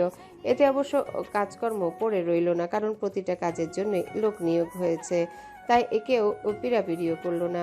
তবে এসব নিয়ে ড্রয়িং রুমে যখন নানান কথা হচ্ছিল, তখন ঐশ্বর্য ওখান থেকে সরে গেছে। অশ্রুসিদ্ধ ঝাপসা চোখে নিজের বরাদ্দকৃত রুমে গিয়ে শুয়ে পড়েছে। নীরবে কাঁদছে, কান্নার শব্দ যেন বাইরে না যায়, সে তাই মুখটা চেপে ধরেছে। সে সবার কথা শুনে বুঝে ফেলেছে শীতলরা তার জন্য সাজছে না। তবে তারা এই কথাটা তাকে কেউ জানায়নি। তারা শুধু ওর জন্য বিশেষ দিনেও সাজবে না এটা মানতে পারছে না সে। খুব খারাপ লাগছে, নিজের কাছে অপরাধী মনে হচ্ছে। এই অনুষ্ঠানে যদি তারা যুক্ত না হতো, তাহলে সবাই সাজতো, মজা করতো। তাছাড়া বিয়ের সাজ নিয়ে প্রতিটা মেয়েরই আলাদা স্বপ্ন থাকে, কিছু ইচ্ছে থাকে। শীতল খুব চঞ্চল, ভারী সাজ সাজে না, তবে সে সাজতে পছন্দ করে। সেই পিচ্চি মেয়েটা তার জন্যে নাকি সাজবে না, এটা কোনো কথা? অবশ্য সাজগোজ নিয়ে তার মতো হেলদোল দেখা যায়নি। সবাই যখন সাজানো নিয়ে কথা বলছিল, শীতল তখন খেতে ব্যস্ত। হয়তো সে রুষ্ট পাবে বিধায় তাকে বুঝতে দিচ্ছে না কেউই। এসব নানান কথা ভাবতে ভাবতে কান্নার জোর বাড়ল। তার জীবনেও আজ বিশেষ দিন, বিশেষক্ষণ, অথচ পাশে কেউ নেই। সায়ন শুদ্ধকে জামাই আদর করার জন্য তো সাদাত চৌধুরী আছেন, অর্কের জন্য আছে শারাফাত চৌধুরী, কিন্তু তার সঙ্গে জুড়ে রূপাব এসবের কিছুই পাবে না। তার ভাগ্যটাই খারাপ, নিজেরও বাবা নেই, সহধর্মিনীও এতিম। শুধু যে এতিম তাও না, মুখ পোড়া ঝলসানো চেহারার এক মেয়ে। ঐশ্বর্য কাঁদতে কাঁদতে হঠাৎ মনে হলো রুমে অন্য কেউ উপস্থিত। কৌশলে চোখ মুছে সে পিছনে ঘুরতে দেখে শখ স্বর্ণ শীতল দাঁড়িয়ে আছে, তাকিয়ে আছে তার দিকে। পরনের হলুদ সুতি শাড়ি, সকাল থেকে তাদের শাড়ি পরিয়ে রেখেছে সিরাত। নতুন বউ বলে কথা, বউরা নতুন শাড়ি না পরলে নাকি বিয়ে বাড়ি জমে না। মা, চাচি আর পণ্ডিত আত্মীয়দের মুখের উপর কিছু বলতে না পেরে 4 জন হলুদ শাড়ি পরে ঘুরছে। তারা কেউই এই শাড়িতে অভ্যস্ত না দেখে সামনে হাঁটছে ধীরে সুস্থে। এ নিয়ে সায়ন আর রুবাব এক চোট খেপিয়েছে, তারা নাকি কচ্ছপ। বিয়ের ড্রেস কোড কচ্ছপের মতো হলে নাকি ভালো হবে। আজকে এই সকাল থেকে 3 বোন ঐশ্বর্যের সঙ্গে সঙ্গে থাকছে। এক মুহূর্তের জন্য সে একা ছাড়ছে না, কেননা তারা বুঝতে পারছে ঐশ্বর্য ভেতরে ভেতরে কষ্ট পাচ্ছে। সে এডুকেটেড, স্টাইলিশ একটা মেয়ে, অথচ তার বিয়ের আয়োজনে তাকে মুখ লুকিয়ে চলতে চাচ্ছে। কেউ যদি তার দিকে কিছুক্ষণ তাকায়, সে পালাতে চায়। কথার ধারালো তীব্র ঘায়েল করার আগে ওড়না দিয়ে টানে মুখে। রুমের মধ্যে তাদেরকে দেখে ঐশ্বর্য উঠে বসলো, জোরপূর্বক হেসে বলল, এসো বসো। শখ তার পাশে বসলো, স্বভাব সুলভ মিষ্টি হেসে বলল, কাঁদছো কেন ভাবি? খারাপ লাগছে? ভাইয়াকে ডাকবো? না, ওই আসলে মাথা ব্যথা করছে। মাথা টিপে দিই, শুয়ে পড়ো তো দেখি। না ঠিক আছে, সেরে যাবে। মলিন হেসে কথাটা বলল ঐশ্বর্য। স্বর্ণ বরাবরই স্পষ্টভাষী, মনে যা আসে মুখের উপর সেটাই চটাস করে বলে দেয়। কেন জানি কথা চাপিয়ে রাখতে পারেনি। এখন যেমন ঐশ্বর্যের কান্নাও পছন্দ হলো না। কেন কাঁদবে? যার রুবাবের মতো ভালোবাসার একজন মানুষ আছে, যে মানুষটা তার জন্য প্রতিনিয়তই লড়ে যাচ্ছে, কিন্তু তাকে হার্ট করা বোকামি নয় কি? মেয়ে হয়েছে বলে যখন তখন কাঁদতে হবে? চোখের পানি এত সস্তা? সে যদি শক্ত না হয়, তাহলে সমাজের মানুষ তাকে আরো ভেঙে দিবে। মোদ্দা কথা, লড়াই করে শেষ অবধি গিয়ে ঠুকনো কারণে ভেঙে পড়া মেয়েদেরকে একদমই পছন্দ না। সে যদি এমন করতে থাকে, রুবাব তো কষ্ট পাচ্ছে, সেই সঙ্গে শুদ্ধরও খারাপ লাগবে। অ্যাক্সিডেন্ট তো বলে কয়ে আসে না। হয়েই যখন গেছে তখন মানিয়ে নিতে হবে। আর জীবনের চড়াই উতরাই পার করার নামই তো জীবন। মনে মনে সব কথা গুছিয়ে নিল। রুট কিছু বলল না, তবে একেবারে চুপ থাকতেও পারল না। সে কিছুক্ষণ ঐশ্বর্যের দিকে তাকিয়ে রইল। মুখটা আগের মতো নেই, তবে মুখে দাগ নেই। চোয়াল থেকে শুরু করে গলার নিচ থেকে খসখসে চামড়া, পোড়া ঝলসানো ছাপ। তাকে এভাবে তাকাতে দেখে ঐশ্বর্য কথার মাঝখানে থেমে গেল। বুঝলো স্বর্ণের তাকানো মানে। মাথা নিচু করতেই ঝরঝর করে অশ্রু ঝরিয়ে গেল। তাকে কাঁদতে দেখে অসহায় দৃষ্টি ছুড়ে দিল স্বর্ণের দিকে। স্বর্ণ গড়ল না, তবে শান্ত শীতল স্বরে বলল, তুমি একদম ঠিক ধরেছ। আমরা তোমার জন্য সাচ্ছি না। এই যে সাচ্ছি না, এতে আমাদের মন খারাপও লাগছে না। কেন করছে না জানো? কারণ রুবাবা ভাইয়ের ফুফাতো ভাই ভেবে আমরা কখনো আলাদা করতে পারিনি। আর তুমি হলে আমাদের ভাইয়ের জান। ভাইজান আর ভাইয়ের জান জন্য এতটুকু তো করেই যায়। ঐশ্বর্য মাথা নিচু করে নিল। স্বর্ণ পুনরায় বলল, বিয়ের সাজ শখের অংশ, সাজতেই হবে এমন কোনো কথা নেই। এমন না যে না সাজলে চরম ক্ষতি হয়ে যাবে। সাজ ছাড়াও বিয়ে হয়, আর সাজবো না এই কথা কেন নেগেটিভভাবে ধরছো? বিয়েটা পবিত্র বন্ধন, পবিত্র কাজ অজু করে করতে আরম্ভ করতে হয়। আমার মা চাচিদের দেখেছি, আমি একটাই করতে দেখেছি। ভারী মেকআপ আর চাকচিক্যর ভিড়ে তো সুয়াবকরণের মধ্যে কি পবিত্রতা থাকে? যাও, মুখ ধুয়ে এসো, আমরা রেডি হব। শীতল, এদিকে আয়, সকাবো, তোমাকে সারিয়ে পরাবো আগে। তুমিও দেখি মেকআপ ছাড়া সাজ হয় কিনা, আমাদের বউ লাগে কিনা। এই কথা বলে স্বর্ণ উঠে দাঁড়ালো। আধা ভেজে চুল খোপা করে নিজেই দায়িত্ব নিল বাকিদের তৈরি করা। শীতল তখন শখকে পচাতে লাগলো। ছোট বোনের পচানি শুনে শখ বকাতো দূরে, লজ্জায় লাল হয়ে উঠল। অতঃপর চারজন মিলেমিশে নিজেরাই তৈরি হলো। মুখে বাড়তি প্রসাধনী বলতে ফেস পাউডার, চোখে গাঢ় কাজল আর ঠোঁটে হালকা লিপস্টিক। হলুদ জামদানি শাড়ির সঙ্গে মিলিয়ে হিজাব, সঙ্গে ফুলের গয়না। গয়নাটা যদিও অর্ডার করে বানানো, পরনের পোশাকের সঙ্গে মিলিয়ে সাদামাটাও না, তবে মানানসই। আর এটুকুতেই নজর বিঁধে যাচ্ছে তাদের উপর। আর সত্যি বলতে একজন মানুষের পছন্দ দেখে বোঝা যায় সে কতটা স্মার্ট, কতটা রুচিসম্পন্ন মানুষ। বাইরে তখন ধুমধারাক্কা গান বাজছে। সিতারা সিমিন সিরাত এসে তাদের তাড়া দিয়ে গেলেন। অন্যরাও এই রুমে আসতে চাইলে কোনো মতে বুঝিয়ে নিয়ে গেলেন। এদিকে সন্ধ্যা পেরিয়ে মাগরিবের আজানও হয়ে গেছে। ধুমধারাক্কা গান বাজছে। চার পদ্ম ফুলের স্টেজটা জলজল করছে। বসার আসনের সামনে সাজিয়ে রাখা নানান রকমের মিষ্টি পানীয়, ফলসহ আরও কত কি, ফল টল দিয়ে বানানো কত কি। এসব মিলিয়ে 8টায় শুরু হলো হলুদের অনুষ্ঠান। শুদ্ধের বাকি ফ্রেন্ডরা হইচই করে নাচতে নাচতে মাথার উপর বড় লাল ওড়না ধরে চার বধূকে স্টেজে আনা হলো। শখ, স্বর্ণ, শীতল, ঐশ্বর্য একে একে যার যার আসনে গিয়ে বসার পর সাদা পাঞ্জাবি পাজামা পরা সায়ন, রুবাব, শুদ্ধ, অর্ক সেখানে উপস্থিত হলো। সুঠাম দেহের চার পুরুষকে যে কি চমৎকার লাগছে। তারা ধীর পায়ে যে যার স্টেজের কাছে গিয়ে দাঁড়ালো। মুগ্ধ হয়ে দেখলো ব্যক্তিগত ফুলকে। গান থেমে গেছে হইচই। তারা বইয়ের পাশে গিয়ে না বসে দাঁড়িয়ে আছে দেখে সাফওয়ান চৌধুরী তখন তাদের উদ্দেশ্যে বললেন, ওই কি রে? চারজনই তখন যার যার বইয়ের দিকে তাকিয়ে ঠোঁটে হাসি এঁটে একযোগে বলল, মধু মধু। তাদের কাণ্ডে হাসতে লাগলো উপস্থিত সকলে। অতঃপর নতুন বররা বসার আগে সবার প্রথমে নিজেরাই বইয়ের হলুদ ছোঁয়ালো। বইয়ের উপর সবার আগে অধিকার থাকে তার বরেরই। সেই হিসেবে দেখা দেয় দুনিয়ার এত মানুষ এসে হলুদ ছুঁয়ে দিলেও আসল মানুষটারই দেওয়া হয় না। তাদের হলুদ ছুঁয়ে বসলো যে যার বইয়ের পাশে। শখ মাথা নিচু করে আছে দেখে অর্ক আস্তে করে ডাকলো, শখ।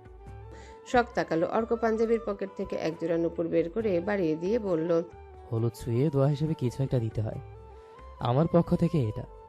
শখ নিল, মিনমিন করে বলল, আমি কিছু আনিনি।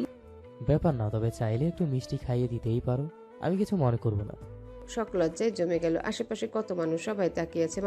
মানুষটাও চাচ্ছে, না করাটা কি ঠিক হবে? শখের অবস্থা অর্ক বুঝলো, বলল, আচ্ছা সমস্যা নেই।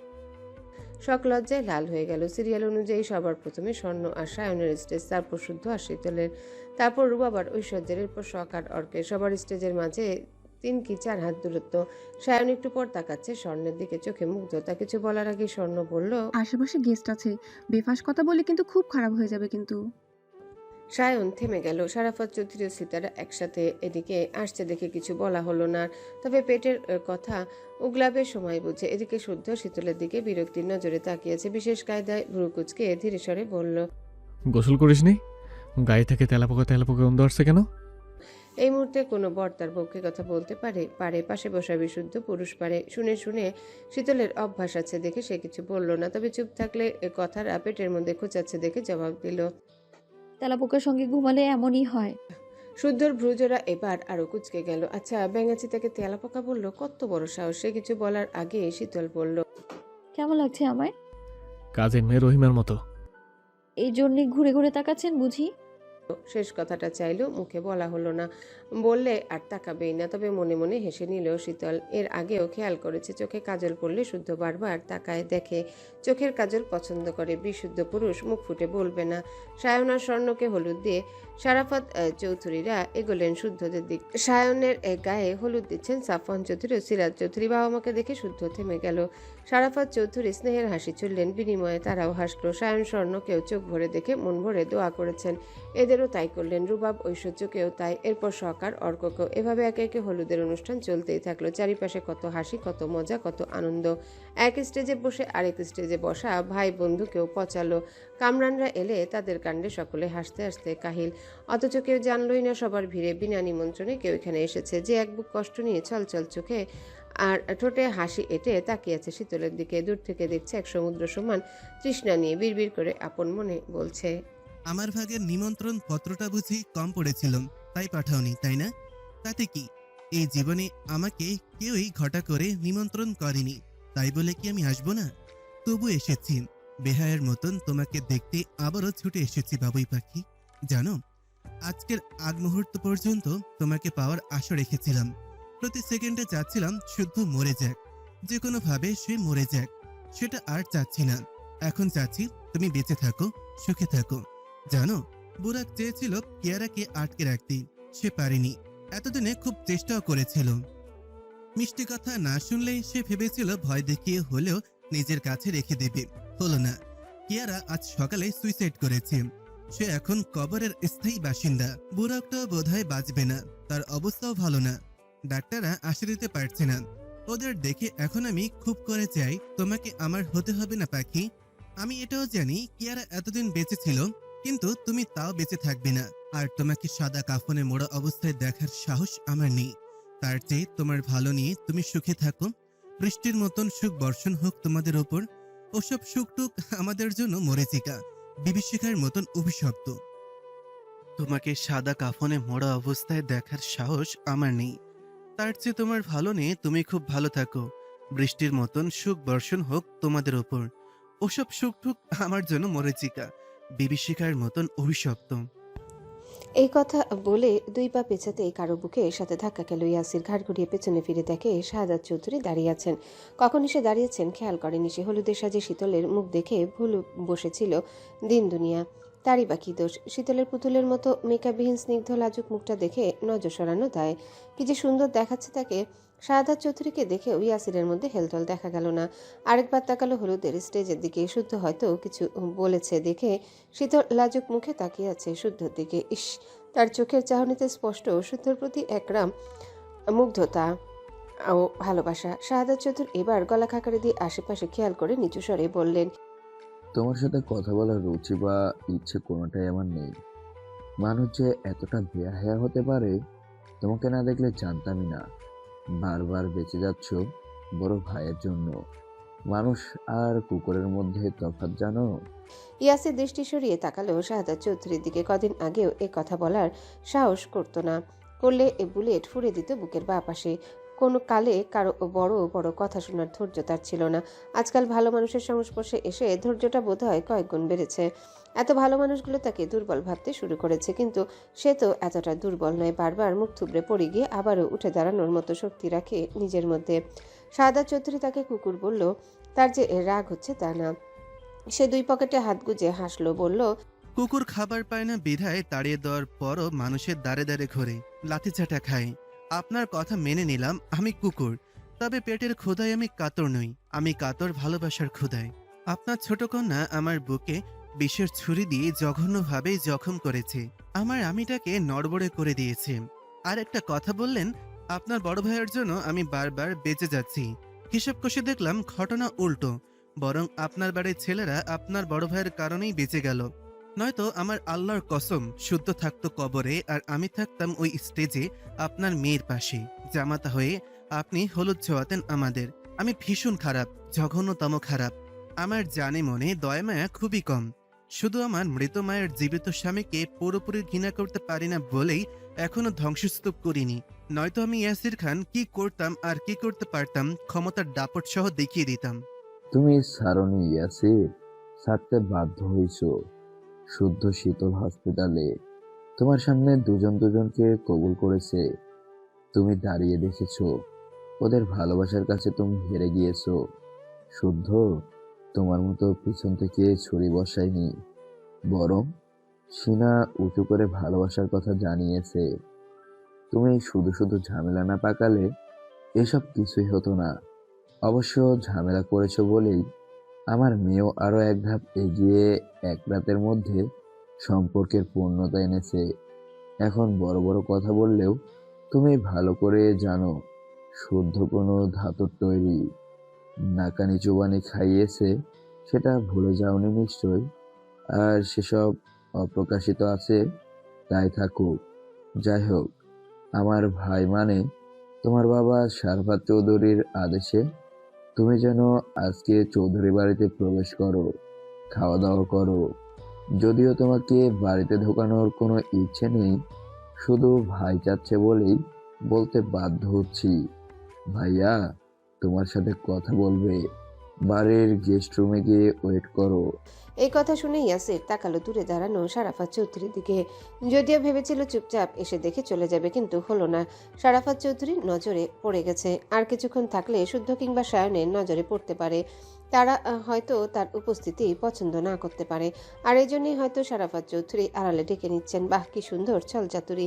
দিন শেষে রক্তের সম্পর্কের জয়। ইয়াসিরকে তাকাতে দেখে শারাফাত চৌধুরীর বুকটা ধক করে উঠল। সেদিনের পর ছেলেটার সঙ্গে ওনার দেখা তো দূর, কথাও হয়নি। ছেলেটা আগেও যেমন এড়িয়ে যেত, এখনও তাই। এ জীবনে ছেলেটা হয়তো ওনাকে বাবার আসনে বসাবে না, সায়ন শুদ্ধর মতো মন ভরে বাবা বলে ডাকবে না। তবে এ বেঁচে থাকাকালীন তিনি তার খোঁজ অবশ্যই রাখবেন। যদি ইয়াসির একবার বাবা বলে ওনাকে ডাকে, প্রাণপণে ছুটেও যাবেন। ওনার আফসোস ভরা বুকটাতে একটাই আফসোস, ছেলেটা ওনাকে শুরু থেকেই ভুল বুঝে গেল। তবুও পাগল হোক, খারাপ হোক, রাগী হোক, বেপরোয়া হোক, ছেলেটা এখন ওনার এবং প্রিয় ও মানুষটার দেওয়া শেষ আমানত। এতদিন প্রচুর চেষ্টা করেছে ছেলেটাকে শুধরানোর, কিন্তু যে নিজে ভালো হতে চায় না তাকে কিভাবে ভালো বানাবেন, তার সঙ্গে দুটো কথা বলবেন সুযোগও দেয় না। বরাবরের মতোই আজও মুখ ফুটে ডাকলেন, কিন্তু ইয়াসির পাশ কাটিয়ে মেন গেটের দিকে চলে গেল। ধীরে সুস্থে ধাপ গুনতে গুনতে গেট পেরিয়ে চোখের আড়াল হয়ে গেল। সে যেতেই সায়ন তাকালো শুদ্ধের দিকে। শুদ্ধ দৃষ্টি তখন অদূরে দাঁড়ানো তার বাবার দিকে।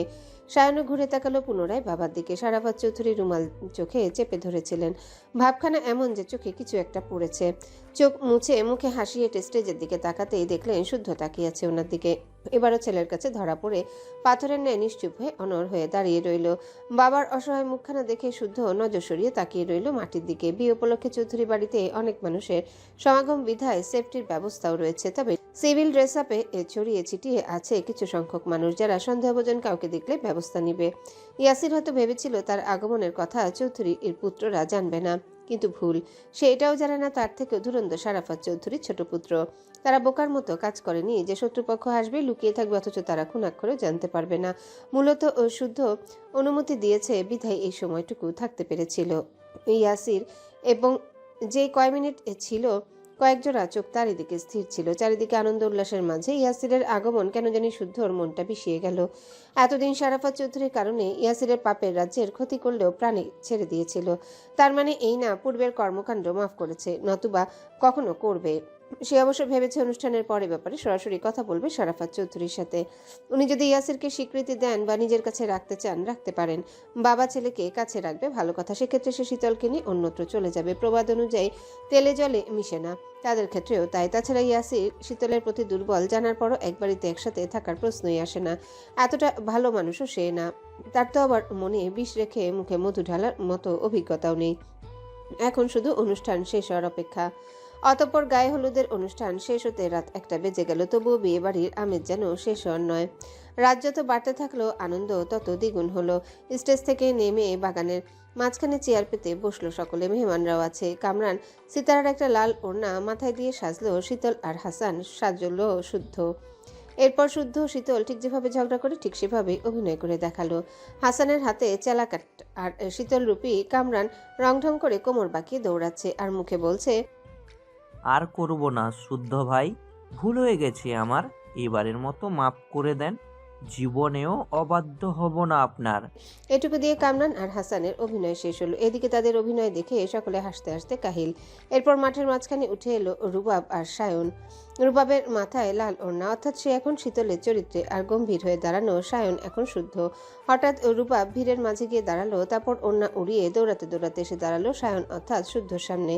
হাঁপানি রোগীর মতো বুক ওঠা করার অভিনয় করলো। তারপর এক লাফে সায়নের কোলে উঠে সায়নের কানের 2 ইঞ্চি নিচে সজোরে কামড় বসিয়ে বলল, শুদ্ধ ভাই, আমি যদি আপনার নামে 2-1টা কলঙ্ক মাখি, আপনি কি রাগ করবেন? এই কথা বলে রুবাব আরেকটা কামড় বসালো সায়নের কানের নিচে। সায়ন জবাব কি দিবে হেরে গলায় চিৎকার করে গালি দিতে লাগলো। হারামজাদা ছাড়। ও মা গো, আমি শেষ। আহ, আল্লাহ গো, আমার গলা। সায়ন চিৎকার করতে করতে শুয়ে পড়েছে ঘাসের মধ্যে। রুবাব বসে আছে সায়নের বুকের উপর। এদিকে উপস্থিত সকলে হাসতে হাসতে একে অপরের গায়ে ঢলে পড়েছে। লাথি খাওয়ার ভয়ে রুবাব উঠে পালিয়েছে। সায়ন রুবাবকে গালি দিতে দিতে উঠে বসলো। এইটুকু দিয়ে শেষ হলো শুদ্ধ শীতলের প্রেম নিবেদন। তখন উপস্থিত সকলে হাসছে উচ্চ শব্দে। শুদ্ধ মিটিমিটি হাসলেও শীতল লজ্জায় রাঙা। এরপর মাঠে নামলো আজম আর স্যান্ডি। আজমের কপালে গালে নাকে হাতে পায়ে ব্যান্ডেজ আর মাথায় সেই লাল ওড়না। আজম এখন শীতলের চরিত্রে আর স্যান্ডি আছে শুদ্ধের। সায়ন মাইক্রোফোনে সবাইকে থামতে বলল, বাকিরা হাসি থামালো। নীরবতায় ছেয়ে গেল চারিপাশ। তখন আজম চট করে ঘাসের উপর হাঁটুতে মুখ গুজে বসলো, কান্নার অভিনয় করলো। তখন স্যান্ডি রূপী শুদ্ধ ধীরে ধীরে এগিয়ে এলো, বসলো আজমের মুখোমুখি। তার কপালেও ব্যান্ডেজ। আজম তখনও কাচ্চা দেখে স্যান্ডি তার ওড়না তুলল। শীতলের চোখ মুছে দিয়ে আজলা ভরে মুখটা ধরে ভীষণ আদুরে সুরে বলল, কি হয়েছে ব্যাঙ্গাচি, কাঁদছিস কেন তুই? আজম তখন চট করে স্যান্ডির কোমর জড়িয়ে ধরে বুকে মাথা রাখলো। তারপর স্যান্ডির পিঠ খামচে ধরে হাউমা করে কাঁদতে কাঁদতে বলল, আমার কাউকে দরকার নেই, কারো ভালোবাসার দরকার নেই। আমার শুধু আপনাকেই চাই, মানে শুধুই আপনাকে। স্যান্ডি এবার অসহায় সুরে জবাব দিল, আমি তো শুধু তোরই। থাম না প্লিজ, দোহা লাগে, একটু শান্ত হ। এইটুকুতে পুরো মাঠ থমকে গেছে। ঘুরে ঘুরে তাকাচ্ছে পাশাপাশি বসা শুদ্ধ শীতলের দিকে। মজার ব্যাপার হলো শুদ্ধর দৃষ্টি শীতলের মুখ পানে স্থির থাকলেও শীতল মাথা নিচু করে বসে আছে। টপ টপ করে তার অশ্রু ঝরে পড়ছে তার হাতের কবজিতে। তখন সাম্য সেদিনের ডাক্তারের মতো সেজে সেখানে উপস্থিত হলো। স্যান্ডির কাঁধে হাত রেখে বড়দের মতো করে বলল, ইয়াংম্যান যা চাচ্ছে সম্ভব হলে রাজি হয়ে যাও। ও শারীরিক মানসিক দুইটাই বাজেভাবে ক্ষতিগ্রস্ত হচ্ছে। গুলির আঘাত, কারেন্টের শকের পরেও যে সে বেঁচে আছে এটিতে শুক্রিয়া। যতটুকু বুঝেছি ওর হার্টে সমস্যা হচ্ছে, যার কারণে বারবার নিঃশ্বাস নিতে কষ্ট হচ্ছে। ওকে স্বাভাবিক করো, নয়তো যা লক্ষ্য দেখছি হার্ট অ্যাটাক করতে পারে যখন তখন। সাম্য কথা শেষ করতে আজম স্যান্ডির বুকে কপাল থেকে জোরে জোরে শ্বাস নিতে লাগলো। তখন স্যান্ডি তার মাথায় হাত বুলাতে বুলাতে অসহায় সুরে বলল, আমি তোর প্রমাণ চাস? হ্যাঁ, সকালটা হোক, সকালেই বিয়ে করব। তখন আজম অস্পষ্ট সুরে হাঁপাতে হাঁপাতে বলতে লাগলো, আমি আপনার বউ হব শুদ্ধ ভাই, এখনই হব, এই মুহূর্তেই হব। হয় আপনি আমায় এখনই বিয়ে করবেন, নয়তো আমাকে মেরে ফেলবেন। আপনি ছাড়া অন্য কারো অযাচিত স্পর্শ আমার শরীরে এসে লেগেছে। আমি সহ্য করতে পারছি না, আমি মানতে পারছি না। আপনার পবিত্র ছোঁয়াই হয় আমাকে পবিত্র করুন, নয়তো আজই আমার কবর খোঁড়ার জন্য প্রস্তুত থাকুন। এইটুকুতেই যেন থমকে গেল পুরো মাঠ। তাদের অভিনয় দেখে উপস্থিত সকলে ভেবেছিল খুব মজার কিছু হবে, কিন্তু শেষে অভিনয় দেখে ভাষা হারিয়ে ফেলেছে। বেশ কিছুক্ষণ থম মেরে পরিবেশটা পুনরায় মাতিয়ে তুলল। শুদ্ধর বন্ধুরা মিলে ফানি ফানি গানে নাচলো।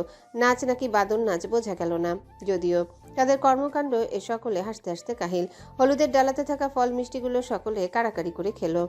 আগামীকাল বিয়ে, সারাদিন অনেক ধকল যাবে বিধায় নতুন বউদের ফ্রেশ হতে পাঠিয়ে দিলেন সিরাত।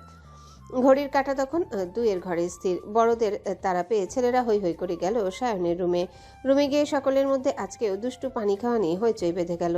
রেড ওয়াইন দেখে আজম আনন্দের চোটে ধরতে গেলে সায়ন বলল, শুধু ধরেই দেখ, এরপরের কাহিনী পরে বলছি। আজম অসহায় চোখে সবার দিকে একবার করে তাকিয়ে সরে বসলো। ঢোক গিলল। পরপর কামরান লুকিয়ে এক ছিপি আজমের দিকে দিলে সায়ন রুবাবের কোলের উপর পা তুলে দিয়ে বলল, কামরান, তোর পেছনে লাথি দিলে তুই কি রাগ করবি ভাই? হ্যাঁ হ্যাঁ, এত জায়গা থাকতে পেছনে কেন ভাই? যাতে বসতে না পারিস। দিলে আসতে দিয়েন, প্রথমবার তো। তখন আজম সায়নের দিকে হাত পেতে করুণ সুরে বলল, ভাই একটু দেন না, চেটে চেটে খাবো। পরের দিন সকালবেলা, আজ 14ই নভেম্বর, রোজ বৃহস্পতিবার। দেখতে দেখতে সেই কাঙ্ক্ষিত দিনটি অবশেষে চলেই এলো। সকাল থেকেই সকলে ব্যস্ত। সকালে নাস্তা সেরে নিয়েছে সকলে। ঘড়ির কাঁটা তখন 10টার ঘরে। 4 জোড়ার গায়ে হলুদ লাগিয়ে গোসল করানো হবে। সিতারা তড়ি ঘড়ি 4টে সাদা লুঙ্গি রুবাবের হাতে ধরিয়ে দিলেন। 4 বরকে পরে বাগানে আসতে বললেন। নতুন বউরা গায়ে হলুদের হলুদ শাড়ি পরে বাগানে তাদের জন্য অপেক্ষা করছে। গোসলের পর বিয়ের বেশে বউরা তৈরি হতে হবে। তারা যেন দ্রুত আসে। রুবাব ফোনে কথা বলতে বলতে ইশারায় যা বুঝালো আসছে তারা। তারপর কিছুক্ষণ কথা বলে লুঙ্গি নিয়ে উপরে যাওয়ার পথে দেখা হলো সায়নের সাথে। আরেকটা জরুরি কল আসায় সে সায়নের হাতে লুঙ্গি ধরিয়ে দিয়ে কথা সারতে গেল এক কোণে। সায়ন 4টে লুঙ্গি উল্টে পাল্টে দেখে শুদ্ধর কাছে গেল, বলল, আরামদায়ক পোশাক পরবি ভাই, ফুরফুরিয়া বাতাস ঢুকবে, ঘামাচি হওয়ার ভয় নাই। শুদ্ধ কোলের উপর থেকে ল্যাপটপ সরিয়ে রাখতে রাখতে বলল, আমার অভ্যাস নেই যেহেতু রিস্ক নিতে চাচ্ছি না, তুমি পড়ো। আমারও অভ্যাস নাই, যদি খুলে যায়। গেলে গেল, তাতে কি? চট করে খুলে পড়ে গেলে ফট করে তুলে আবার গিট্টু লেগে নিব নে। মন্দ বলিসনি, তবে লুঙ্গি পরানোর বুদ্ধি কার জানিস? সম্ভবত বাবার। ওরে বাবার ঘরের বাবা, এখন যাই, বাবার সঙ্গে মোলাকাত করে আসি। সায়ন এবার লুঙ্গি হাতে গেল শারাফাত চৌধুরীর কাছে। তখন 3 কর্তা ড্রয়িং রুমে বসেছিলেন। ওনাদের সঙ্গে কথা বলে ফেরার পথে দেখা গেল সিতারার সাথে। সিতারা ছেলের বাহুতে একটা মেরে বললেন, কি রে, লুঙ্গি পরতে দিলাম, পড়িসনি কেন? ওই দেখো বাবা পরে বসে আছে, কত রিকোয়েস্ট করলাম, বাবা এটা আমার বিয়ের লুঙ্গি, আমাকে দাও, দিলই না। এমন ছোচা মার্কা বাবা জীবনেও দেখিনি। তোর বিয়ের লুঙ্গি তোর বাবা পরবে কেন? এ লোকের মাথা কি পুরোটা গেল নাকি? সম্ভবত।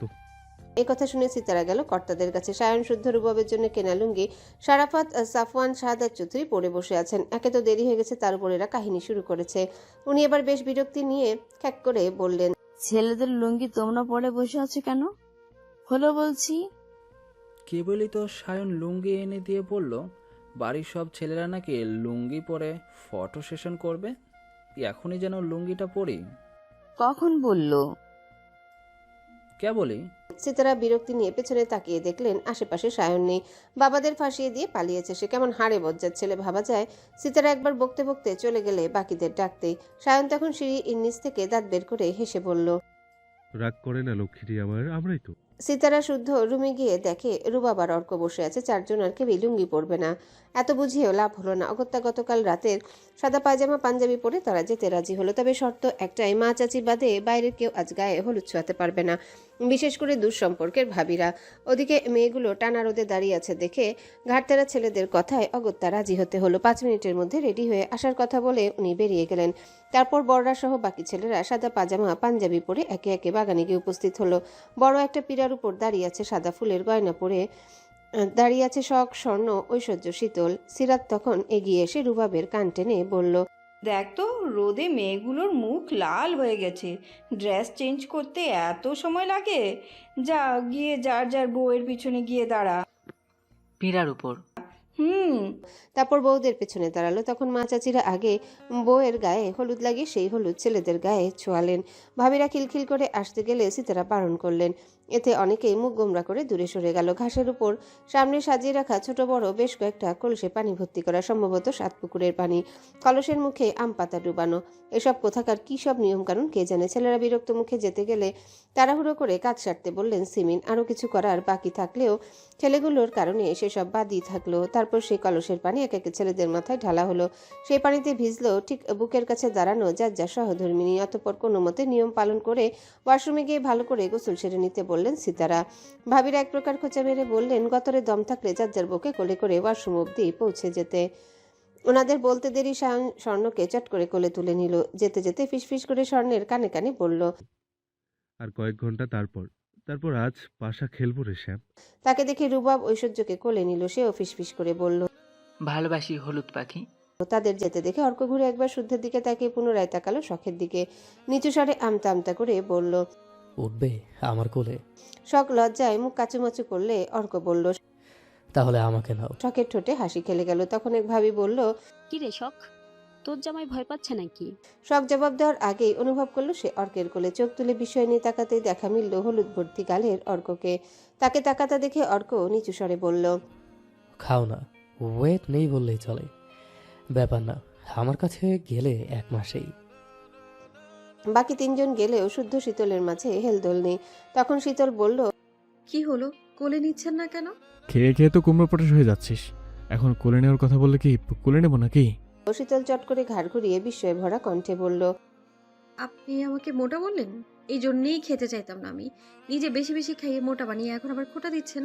চড়বই না আমি আপনার কোলে। তারা যাচ্ছে না দেখে বাকিরা যে যার মতো পচাতে লাগলো। তবে তারা দুজনেই চুপ। সিতারা, সিমিন, সিরাত ভাবলেন লজ্জা পাচ্ছে, তাই ওনারা যাওয়ার জন্য জিনিস গোছাতে লাগলেন। তখন শুদ্ধ নিচু স্বরে শীতলকে বলল, একটু পথ ছেড়ে নে সিঁড়ি অবধি, গিয়ে আমি সামলে নেব। শীতল মনে মনে হাসলো। সে জানতো এমন কিছু বলবে শুদ্ধ, কারণ সে যতটুকু চেনে তার বিশুদ্ধ পুরুষের রোমান্টিকতা সব চার দেওয়ালের মাঝে। মা চাচিদের সামনে জীবনেও কোলে নেবে না তাকে। আফসোস নেই তার, তার উপর আবার বাড়ি ভর্তি মানুষ। তবে এমন কিছু করতে হবে যেন কেউ আঙুল তুলতে না পারে, তাই ঘুরে দাঁড়ালো শুদ্ধর দিকে। তারপর তার হলুদ শাড়ি লাল আঁচল দিয়ে শুদ্ধের এক হাত বেঁধে হাঁটা ধরল বাড়ির দিকে। এমন দৃশ্যে সকলে হৈ হৈ করে উঠল। কামরান সিটি বাজালো। তাদের সিটি বাজানো সুরে সায়ন, রুবাব, অর্ক পেছনে ঘুরে তাকিয়ে দাঁড়িয়ে গেল। সাদা পাঞ্জাবি পরা, আধা ভেজা গায়ে শুদ্ধ, হাত বাঁধা শীতলের শাড়ির আঁচলে। এমন রোমান্টিক এক মুহূর্তে তারাও হৈ হৈ করে সেই মুহূর্তে কে যেন সাউন্ড গান ছেড়ে দিল। শীতল তার হলুদ শাড়ির লাল আঁচল দিয়ে শুদ্ধর এক হাত বেঁধে হাঁটা ধরল বাড়ির দিকে। এমন দৃশ্যে হৈ হৈ করে উঠল সকলে। কামরান সিটি বাজালো। বাগানের এক কোণে বসা অন্য আত্মীয়রা চেঁচিয়ে উঠল। হঠাৎ সিটি বাজানোর সুরে সায়ন, রুবাব, অর্ক পেছনে তাকিয়ে দাঁড়িয়ে গেল। সাদা পাঞ্জাবি পরা, আধা ভেজা গায়ে শুদ্ধর একটা হাত বাঁধা শীতলের শাড়ির আঁচলে। শীতলের চোখে মুখে নিদারুণ লজ্জার রক্তিমাভা। দৃষ্টি মাটির দিকে। শুদ্ধ স্বাভাবিক ভঙ্গিতে হেঁটে আসছে, তবে ভালো করে লক্ষ্য করলে দেখা যাবে বিশুদ্ধ পুরুষের ঠোঁটের কোনো মিটিমিটি হাসি। ব্যাঙাচিকে সামলে নিতে বলেছিল, কিন্তু এভাবে সামলে নেবে সেও ভাবতে পারেনি। তাদের এমন রোমান্টিক মুহূর্তে বউ কোলে নিয়ে সায়নরাও হৈ হৈ করে উঠল। চেঁচিয়ে পচাতে লাগলো শুদ্ধ শীতলের নাম ধরে। ক্যামেরাম্যান ছবি তুলতে লাগলেন। ঠিক সেই মুহূর্তে কে যেন লাউড স্পিকারে গান ছেড়ে দিল। এমন দৃশ্য আর গান শুনে সকলে ওদের নিয়ে পড়ল। শীতল শুদ্ধর হাত ধরে টেনে বাড়ির ভেতরে প্রবেশ করলো, পেছনে পেছনে প্রবেশ করলো বাকি ভাইরা। ড্রয়িং রুমে বসা চৌধুরী তিন কর্তা এক নজর দেখে দৃষ্টি সরিয়ে নিলেন। বউদের ওয়াশরুম অবধি পৌঁছানোর কথা থাকলেও কাউকেই বউ নিয়ে উপরে যেতে দেওয়া হলো না। সায়ন জোরাজুরি করে রাগ দেখালেও কাজ হলো না। অগত্যা বউদের ড্রয়িং রুমে রেখে তারা উপরে চলে গেল। অর্ক আর দাঁড়ালো না, শখের দিকে একবার তাকিয়ে বড়দের থেকে বিদায় নিয়ে বাড়ির পথে রওনা হলো। একটু পরে রেডি হয়ে বরের বেশে আসতে হবে। এখন আসতো না, তবে সিতারার ডাক অগ্রাহ্য করতে পারেনি। অর্কের সাথে গেল হাসান, স্যান্ডি আর কামরান। তখন শখের রুমে নতুন বউদের শাওয়ার নিতে পাঠালো সিরাত। কথা শুনে চারজনই একসঙ্গে ওয়াশরুমে ঢুকলো। বেশ বড়সড় ওয়াশরুমের স্পেস। ওয়াশরুমে ঢুকতেই নজরে পড়ে ইতালিয়ান মার্বেলের তৈরি দেয়াল, পাথরের মতো ঠান্ডা টাইলস, ডান দিকে বিস্তৃত ও ফ্রস্টেড গ্লাস পার্টিশন, যেটা ওপালের মতো ঝাপসা।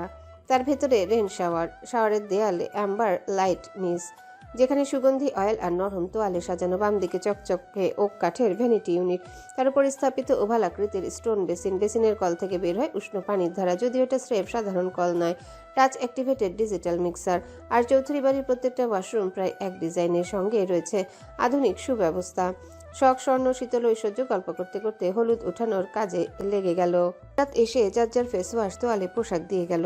ফেস ওয়াশ মুখে ঘষতে ঘষতে গত রাতের অভিনয় নিয়ে কথা উঠল। সায়ন রুবাবের অভিনয় নিয়ে হাসতে শুরু করলো। একটু পরে সিমিন এসে ধমকে গেলেন, নতুন বউদের নাকি জোরে হাসতে নেই, মানুষ মন্দ বলবে, কিন্তু কেউ শুনলো না। উনি চলে গেলে শীতল ওয়াশরুমে বালতি উপর করে তার উপরে বসলো। শখের দিকে তাকিয়ে কিছু ভেবে মিটিমিটি হেসে বলল, আপু তুমি কিন্তু ভুলেও ঠোঁটে লাল লিপস্টিক দিবে না। কেন? অর্ক ভাইয়ার পেট খারাপ হতে পারে। লিপস্টিকের সাথে ওনার পেট খারাপের কি সম্পর্ক? ওমা, সম্পর্ক থাকবে না কেন? খাবে তো তোমার উনি, তাই না? এই কথা শুনে শখ লাজুক হেসে একটা মারল শীতলকে, পানি ছুড়ে দিল এক মগ। বোনকে লজ্জা পেতে দেখে শীতল খিলখিল করে হেসে এবার স্বর্ণকে বলল, আপু কাল সকালে কয়টায় ডেকে দিব? ফজরের আগে নাকি পরে? স্বর্ণ বোনের শয়তানি বুঝে জবাব দিল না। ফেস ওয়াশ দিয়ে পুরো মুখ ধুয়ে তাকালো বোনের দিকে। স্বর্ণকে জবাব দিতে না দেখে শীতল পুনরায় বলল, আপু বলো, তোমাদের ডাকার জন্য আমাকে তো জেগে থাকতে হবে, তাই না? তাছাড়া আমার একটা দায়িত্ব আছে না? আরে লজ্জার কিছু নেই তো, বলো বলো। স্বর্ণ এবার ঘুরে দাঁড়িয়ে শ্যাম্পুর বোতল থেকে এক গাদা শ্যাম্পু শীতলের মাথায় ঢেলে দিল। ভাষা দিয়ে ফেনা তৈরি করে পিরামিডের মতো করে রেখে দিল। দেখতে এবার কার্টুন কার্টুন লাগছে। তাকে দেখে শখ আর ঐশ্বর্য হেসে ফেললো, হাসলো স্বর্ণ। তবে স্বর্ণের হাসির কারণ একটু ভিন্ন, আর সেটা হলো শীতলের কাঁধ গলায় থাকা কিছু দাগ। পাজিটা অন্যকে পচাচ্ছে ঠিকই, কিন্তু নিজের দিকে খেয়াল করেছে কি? ছোট হয়েও খুব তো অন্যের বাসর ঘর নিয়ে মজা নিচ্ছে, অথচ বাসরের আগেই তার গায়ে বাসরের চিহ্ন ফুটে আছে। সে যদি এখন বলে, লজ্জার সামনে আসবে না, মুখ কাচুমাচু করবে, দূরে দূরে থাকবে। এই কথা ভেবে স্বর্ণা আপাতত কিছু না বলল। কেন জানি ভীষণ হাসি পেল।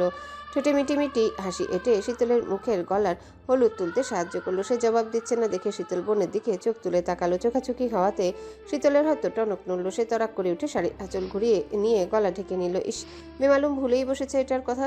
তখন ঐশ্বর্য মিটিমিটি হেসে বলল, ফজরের আগে বা পরে স্বর্ণকে কেন ডাকবে শীতল? আমাদেরও বলো, আমরাও শুনি। বোনকে এক দফা লজ্জায় ফেলার সুযোগ মিস করলো না শীতল। সে দাঁত বের করে হেসে জবাব দিল, বিয়ের পরদিন সকালে ডাকাডাকি কাজ করেন ননদ ভাবিরা, আরো কত কিছু শিখিয়ে দিতে হয়, আমিও দেব। আমি তো সম্পর্কে আপুর জাত, তাই না আপু? শখ এবার বিস্ময়ে ভরা সুরে বলল, কি কাজ করতে হয় আর কি শিখিয়ে দিবি তুই? শীতল শয়তানি হেসে বলল, মেজ মায়ের ছোট ভাইয়ের বিয়ের কথা মনে আছে? আমরা সবাই বিয়ে খেতে গেলাম না? আমি দেখেছি বিয়ের পরদিন সকালে ঘটা করে নতুন বর বউকে গোসল করানো হয়। শখ ঐশ্বর্য একে অপরের দিকে তাকিয়ে আরেক দফা হেসে উঠল। তখন স্বর্ণ বলল, ডাকতে হবে না, তোর জাদ্রিল ভাই যদি বাঁচিয়ে রাখে আমি একাই উঠতে পারবো। এ আপু, তুমি কি ভয় পাচ্ছ সায়ন ভাইয়াকে? পাচ্ছি। কাকে? ভাইয়াকে নাকি তার আদরকে? দুটোই। স্বর্ণের কথা শুনে বাকি তিন অট্টহাসিতে ফেটে পড়ল। সিরাতে সে ধমক দিয়ে গোসল সারতে তারা দিল। তাদের রেডি হতে হবে, সময় কি আর বসে আছে? বকা শুনে একে একে ফ্রস্টেড ক্লাস পার্টিশন গিয়ে গোসল সারলো। ভেজা কাপড় ধুয়ে বালতিতে রাখলো। এগুলো পরে মেলে দেওয়া হবে। রেডি হতে হবে বিধায় কেউই শাড়ি পরল না। চুল শুকানোর কাজে লেগে গেল। শীতল গোসল সেরে আধা শোয়া হয়ে সিলিংয়ের নিচে বসলো। ঝটফট ফোন হাতে তুলে রং ঢং করে কয়েকটা ছবি তুলে শুদ্ধকে পাঠিয়ে দিল। মিটিমিটি হাসতে হাসতে মেসেজ করলো, বিয়ের গোসল ডান, নতুন বরের অপেক্ষায়। সঙ্গে সঙ্গে মেসেজ সিন হলো, যা সচরাচর হয় না। তবে কি ফোন হাতে নিয়ে বসেছিল, কিছু টাইপ হচ্ছে দেখে শীতল অধীর আগ্রহে তাকিয়ে রইল। তখন টুম করে মেসেজ এলো, ওয়েট করছি। কেন? শাওয়ার নেব। কেবল নিলাম। তাতে কি, আবার নিবি? পারবো না। কেন? ভাইয়ারা সবাই সবার বউকে কোলে নিল, আপনি নিলেন না। আমার কি ইচ্ছে হতে পারে না আমার বরের কোলে চড়ার? যেহেতু নেননি, আমিও আর আপনার ধারে কাছে যাব না। কে বললো নিব না? নিবেন নাকি কখন শুনি? সুযোগ বুঝে। কত সেকেন্ডের জন্য শুনি? বউ যতক্ষণ চাইবে। শিওর? শিওর। শাওয়ার নিতে হবে, জলদি আসা হোক। আজ একা নেওয়া হোক? আসতে বলেছি। না বলেছি। খুব সাহস বেড়েছে না? ঘড়ির কাঁটা কিন্তু ঘুরছে। দিন বেরিয়ে রাত আসবে। ভাবিরা তোকে একা রেখে যাবে আমার রুমে। রাত গভীর হবে, আমিও থাকবো রুমে। তা মনে আছে তো আজ আমাদের কি রাত? যে পুরুষ নিজে বউকে কোলে নিতে পারে না, তার মতো দুর্বল পুরুষের কাছে আমি যাব না। আমি দুর্বল? লাস্ট মেসেজ সিন করে শুদ্ধ অফলাইনে চলে গেল। শীতল দাঁত দিয়ে নখ কাটতে কাটতে ভাবুক হয়ে বসে রইল। কি বলতে কি বলে ফেললো। সে কি সেই দুর্বলের কথা বলেছে নাকি? এখন কি করে বোঝাবে এটা ওই দুর্বল না? মুখ গোমরা করে ফোন রেখে আগে চুল শুকিয়ে নিল। মেকআপ দিয়ে সাজবে না, তবে ড্রেস চুল পরিপাটি করে দেওয়ার জন্য দুজন মেয়ে আসবে। ওনাদের রুমে পাঠানোর আগে সিতারা তড়িঘড়ি রুমে এলেন। মেহমানরা ভিড় বাড়ার আগে চারজনকে সামনে বসে নিজের হাতে খাইয়ে দিলেন। শখ মায়ের হাতে খেতে গিয়ে অনেক কষ্টে নিজেকে সামলে নিল। সিতারা বুক চাপা কষ্ট চেপে মেয়েগুলোকে খাইয়ে দ্রুত বেরিয়ে গেলেন। উনি যেতেই সাম্য সৃজন হাজির হলো, তাদের হাতে বই জাতীয় কিছু। তারা নাচতে নাচতে এসে বিছানায় হাত পা ছড়িয়ে শুয়ে পড়ল। শীতল পুনরায় শিখিয়ে দিল চার দুলাভের থেকে কিভাবে টাকা হাতাতে হবে। যদিও গোপনে কদিন থেকে ট্রেনিং দিচ্ছে সে, শর্ত একটাই, তাকেও ভাগ দিতে হবে। তিন মাথা যুক্তি পরামর্শ করছে দেখে কেউ বিরক্ত করলো না, শুধু শুনে গেল তিন পাজির কথা। তখন সায়ন স্বর্ণকে ফোন করে বেশ আদুরে সুরে ডাকলো, জান। বেজি না, একটু আসি। বুকের ভেতরটা কেমন চিনচিন করছে। গ্যাস্ট্রিকের ব্যথা মনে হয়, ওষুধ খাও। বাল খাও, রুমে মানুষ আছে? ও আচ্ছা, শোনো, সাম্য সৃজনের হাতে ক্যাটালগ পাঠালাম। চারজন দেখে চুজ করে কেমন ডেকোরেশন চাস? কিসের ডেকোরেশন? বাসর ঘরের। আমাদের দেখতে হবে কেন? তোমরা ঠিক করো। পারবো না, আমরা বাসর ঘর নষ্ট করার প্রস্তুতি নিচ্ছি, তোরা কর। শীতল স্বর্ণের ফোনের সাথে কান লাগিয়ে শুনছিল কথা। এক পর্যায়ে খিলখিল করে উঠল। তার হাসির শব্দ শুনে সায়ন বলল, আরে পাগলি হাসছে কেন? দাঁত খুলে পা কেটে যাবে তো। তাছাড়া শুদ্ধ কি ফোকলা বউ নেবে? আচ্ছা জান, যারা ফোকলা তারা ঠিকঠাক কবুল বলতে পারে তো, নাকি দাঁতের ফাঁক দিয়ে কবুল বেরিয়ে যায়? শীতল ততক্ষণে সরে গেছে। বিছানায় বসে গড়িয়ে গড়িয়ে হাসতে দেখে সায়ন ফিসফিস করে বলল, জান, বনু কি শুনে ফেললো নাকি? সায়ন এবার খুব খুব করে হাসলো, তারপর গলা খাকারি দিয়ে রুবাবের উদ্দেশ্যে বলল, সামান্য একটা শর্ট নিয়েছিলাম বলে তোর মামা কত কথা শোনালো। এই দেখ, বান্ডেল বান্ডেল কিনে এনেছি। এই শাহরিয়ার সায়ন গরিব না রে, গরিব না। যা অফার দিলাম, কার কয়টা লাগে নিয়ে যা। যাওয়ার আগে বলে যা, সাদা পায়জামার নিচে কোন রঙেরটা পরবো? পিঙ্ক নাই, না মানে মেয়েরা গোলাপি পুকি জিনিস পছন্দ করে। স্বর্ণও বোধ হয় পুকি জামাই পছন্দ করবে। পিঙ্ক কালার পরো। আজ রাতে এমনিতেই মেলা এনার্জি লস হবে, তোকে মেরে আপাতত এনার্জি লস করতে চাচ্ছি না। তুইও না নতুন বর, চল আয় মিলেমিশে ভদ্রতার ভান করি। এই কথা শুনে রূপাব সায় দিল, তারপর সবগুলো শার্ট হাতরে নিজের ঠোঁটে চিমটি কাটতে কাটতে কিছু একটা ভাবলো, তারপর বিজ্ঞের মতো জবাব দিল, সাদার নিচে কালোটা ফুটবে ভালো। ব্র্যান্ডের জিনিস পরবা, মানুষকে না দেখালে চলে, কালোটাই পরো। সায়ন কটমট করে তাকে রূপাবকে কিছু না বলে স্বর্ণকে বলল, কার কোন ডেকোরেশন পছন্দ মেসেঞ্জারে জানা। একটু পরে লোক আসবে রুম সাজাতে, দেরি করিস না। আমি তোর ভাইকে একটু সাইজ করি ততক্ষণে। এই কথা বলেই কল কেটে দিল। রুবাব দৌড়ে খাটের এক কোণে দাঁড়িয়ে সমানে চেঁচাচ্ছে, কিন্তু শেষ রক্ষা হলো না। ছোটবেলার মতো দুই ভাই মারামারি করতে লাগলো। আপনার সংসার করব না আমি, ঘৃণা করি আপনাকে। আপনি আমার জীবনটা নষ্ট করে দিয়েছেন। আপনি নিকৃষ্ট, খারাপ, জীব জানোয়ারের থেকেও অধম আপনি। উক্ত কথাটি বলে কিয়ারা হাউমাউ করে কাঁদতে লাগলো। ছুতে গেলেই সে এসব শুরু করে। কিলঘুষি খামচি কোনোটা বাদ রাখে না, তবে বিশেষ মুহূর্তে এমন কিলঘুষি খামচি খুব একটা খারাপ লাগে না বুড়াকের। সে বরং বইয়ের ছেলে মানুষই ভেবে হাসি মুখে গ্রহণ করে। এমনিতে আগের মতো কাছে টানে না, তবে সপ্তাহে 2-1 দিন যাও টানে, এভাবে রিয়েক্ট করে। এমন তো না যে প্রথম স্পর্শ করছে, তবুও রোজকার এসব কাহিনী ভালো লাগে না। বিয়ে করা বউয়ের সাথে জোরাজোরি কিসের? নিজের চাহিদা মিটিয়ে যখন ফ্রেশ হয়ে এলো কিয়ারা, তখনও নিশ্চুপ হয়ে শুয়েছিল। আজ সকালে এনে দেওয়া শপিং ছুঁয়েও দেখেনি। সেগুলো বের করে এসে নিজেই বলল, 3 পিস যা ছিল ফেলে দিয়েছি, এবার থেকে সবসময় শাড়ি পরবে। শাড়ি পরা নারী আমার একটু বেশি পছন্দ।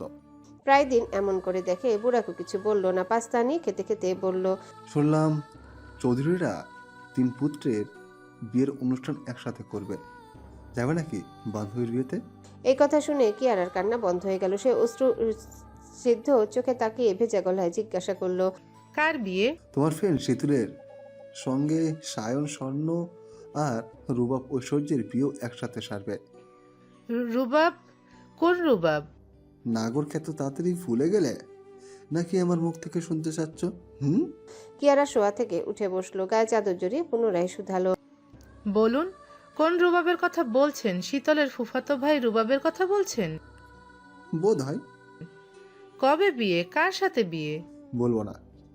কিয়ারা বুকের চাদর আঁকড়ে ধরে নিচে নামলো। উতলা হয়ে বুড়াকের পা ধরে বসে পড়লো। অসহায় সুরে কাঁদতে কাঁদতে বলল, বলুন না প্লিজ, রুবাব কি ওই মেয়েটাকে ভালোবাসতো নাকি অ্যারেঞ্জ ম্যারেজ? কবে বিয়ে ওদের? আমি যাব, নিয়ে চলুন না আমায়। কিয়ারার মনে হলো তার দম আটকে আসছে। গোপন কুঠুরিতে লুকিয়ে রাখা মানুষটার বিয়ে, তাকে তো জানানো হলো না মনের কথা। লুকানো ভালোবাসা হলেও মানুষটাকে ভালোবাসে সে, খুব ভালোবাসে। বুড়াকে একটা কথারও জবাব দিল না, বারবার অনুরোধ করলেও না। কিয়ারা অসহায় হয়ে থম মেরে বসে রইল, হাঁটুতে মুখ গুজে কাঁদতে লাগলো।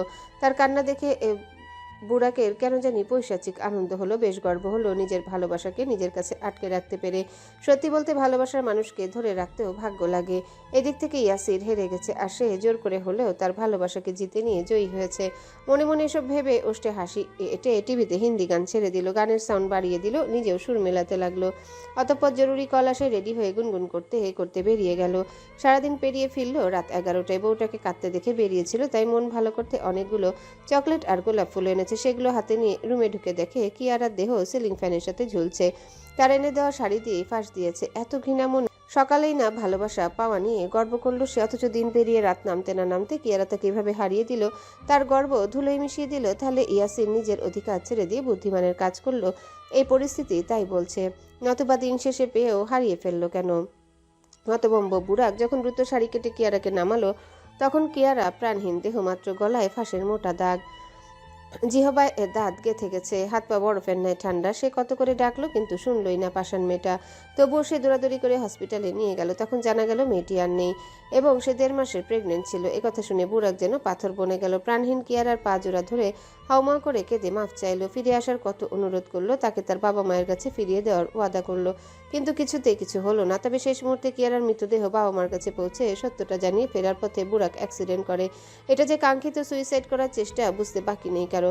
তারপর থেকে বুড়াক হসপিটালে ছিল, ক্ষণে ক্ষণে মৃত্যুর সঙ্গে পাঞ্জা লড়ছিল। অতঃপর ডাক্তারদের সব চেষ্টা বৃথা করে আজ সকালে সেও না ফেরার দেশে চলে গেল। কিয়ারা ফাঁকি দিয়ে দিল, সেও বেহায়ার মতো পৃথিবীর মায়া ত্যাগ করে তারই পিছু নিল। কি অদ্ভুত ভালোবাসা! পৃথিবীর মানুষ চলে নিজ নিয়মে, যার যার জীবনের সঙ্গে তাল মিলিয়ে। কেউ কারো জন্য থেমে থাকে না, সময় পরিস্থিতি থামতে দেয় না। নিজেও শূন্য স্থান পছন্দ করে না। প্রকৃতি হিসাব ভুলে না, সব মিলিয়ে যার যার প্রাপ্য কৃতিত্ব সব মিলেমিশে একাকার হবে। শূন্যের হিসাবে একটা সংখ্যা বসে পূর্ণ হবে। সেই হিসাবে আজ 14 নভেম্বর, একই দিন, একই বার, একই দেশ। ঘড়ির কাঁটাটাও চলছে একই নিয়মে। অথচ পরিস্থিতির নির্মম করাঘাতে বুড়াকে লাশ নিতে ইয়াসিন নিজে গেছে হসপিটালে, অপেক্ষা করছে বিশ্বস্ত সহকারী লাশ নেওয়ার জন্য। এই লাশের নামটা ছিল বুড়াক।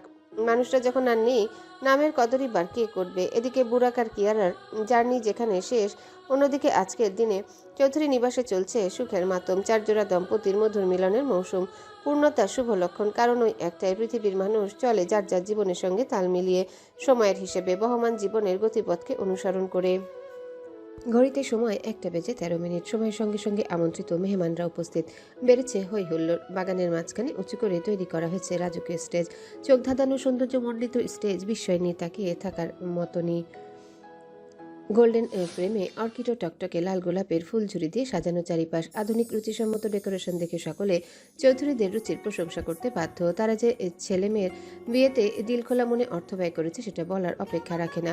স্টেজের মাঝখানে ক্রিস্টাল সিংহাসন, নতুন বর বউ জোড়ায় জোড়ায় বসবে এখানে। সিংহাসনের পেছনের দিকে ছোট বড় কাচের লণ্ঠন, যাওয়া আসার জন্য রয়েছে লম্বা ওয়াকওয়ে। কার্পেটের উপর পাপড়ি ছড়ানো রাজপথ। এই পথ দিয়ে প্রবেশ করবে 4 দম্পতি। স্টেজের নিচু আসনে বসে আছেন অতিথিরা। সারি সারি চেয়ার পেতে বসার ব্যবস্থা করা হয়েছে। অনেকে বসে গল্প আড্ডায় মেতেছে, কেউ বা ছুটেছে ফুড কর্নারের দিকে। বরবউ যেহেতু আসেনি, সুযোগ বুঝে পেট ঠান্ডা করে নিচ্ছে। বাগানের ডান পাশে তৈরি করা হয়েছে বিশাল লাইভ ফুড কর্নার। একদিকে ধোয়া উঠছে লাইভ কাবাব স্টেশন থেকে, সেখানে তৈরি হচ্ছে চিকেন মালাই, রেশমি ও বিফ শিক কাবাব। কাবাবের ঘ্রাণে মম করছে চারিপাশ। আর এদিকে ব্যবস্থা করা হয়েছে লাইভ পাস্তার। মাঝবয়সী এক শেফ অতিথিদের পছন্দ মতো পাস্তা রেডি করে দিচ্ছে। এর পাশেই ফুচকার স্টল। টক ঝাল মিষ্টি মিশ্র 4 রকমের পানি দিয়ে ফুচকা খাচ্ছে নানান বয়সী গেস্ট। বিশেষ করে একটু বেশি ভিড় করেছে মেয়েরা। বেশ মজা করেই খাচ্ছে ফুচকা। খাবারের মান যথেষ্ট ভালো, এই নিয়েও আলোচনা হচ্ছে। এসবের পর মেন বাফেটে টেবিলে সাজানো। সেখানে রয়েছে kacchi, roast, rezala, Chinese dish, salad, chips আর এসব সোনালি ঢাকনাওয়ালা হিটারে সাজানো। গেস্টরা নিজেদের মতো তুলে নিতে পারবে। এর অপর পাশে বেশ বড় বড় শর্ট ডেজার্ট জোন। সেখানে চকলেট ফাউন্টেন টপ করে পড়ছে, আর বাচ্চারা পছন্দসই ফল ডুবিয়ে মজা করে খাচ্ছে। চকলেট এর মুখ মেখে একাকার।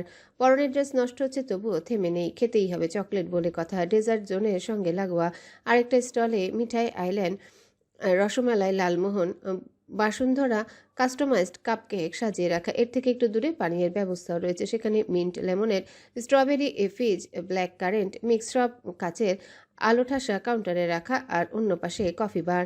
সময় যত বাড়ছে মানুষের সংখ্যাও তত বাড়ছে। নামি দামি অনেকজন গেস্ট হিসেবে এসেছে। মেহমানরা বসে আছেন দেখে শারাফাত চৌধুরী ছেলেদের পুনরায় তাড়া দিলেন, বকলেনও ইচ্ছে মতো। যেখানে বউরা সেজেগুজে রেডি, সেখানে ছেলেরা এখনো নামেনি। বউয়ের মেকআপ কি তারা করছে? ছেলে মানুষের রেডি হতে কতক্ষণ লাগে? পৃথিবীতে আর মানুষ বিয়ে করেনি নাকি ওরাই একা বিয়ের পিড়িতে বসেছে? এত বকে যখন কাজ হলোই না, তখন সাফওয়ান চৌধুরী দোতলায় ছুটলেন। গিয়ে দেখলেন 3 জন জমিয়ে গল্প করছে। হুড়মুড়িয়ে ওনাকে আসতে দেখে সায়ন বলল, হ্যালো বন্ধুরা, পরবর্তী পার্ট খুব তাড়াতাড়ি আসবে, তো সবাই অপেক্ষায় থাকো। আর চ্যানেলটি যারা এখনো সাবস্ক্রাইব করোনি, তারা পরবর্তী পার্ট দেখার জন্য চ্যানেলটি সাবস্ক্রাইব করে রেখো। ধন্যবাদ সবাইকে, আমাদের সাথেই থেকো।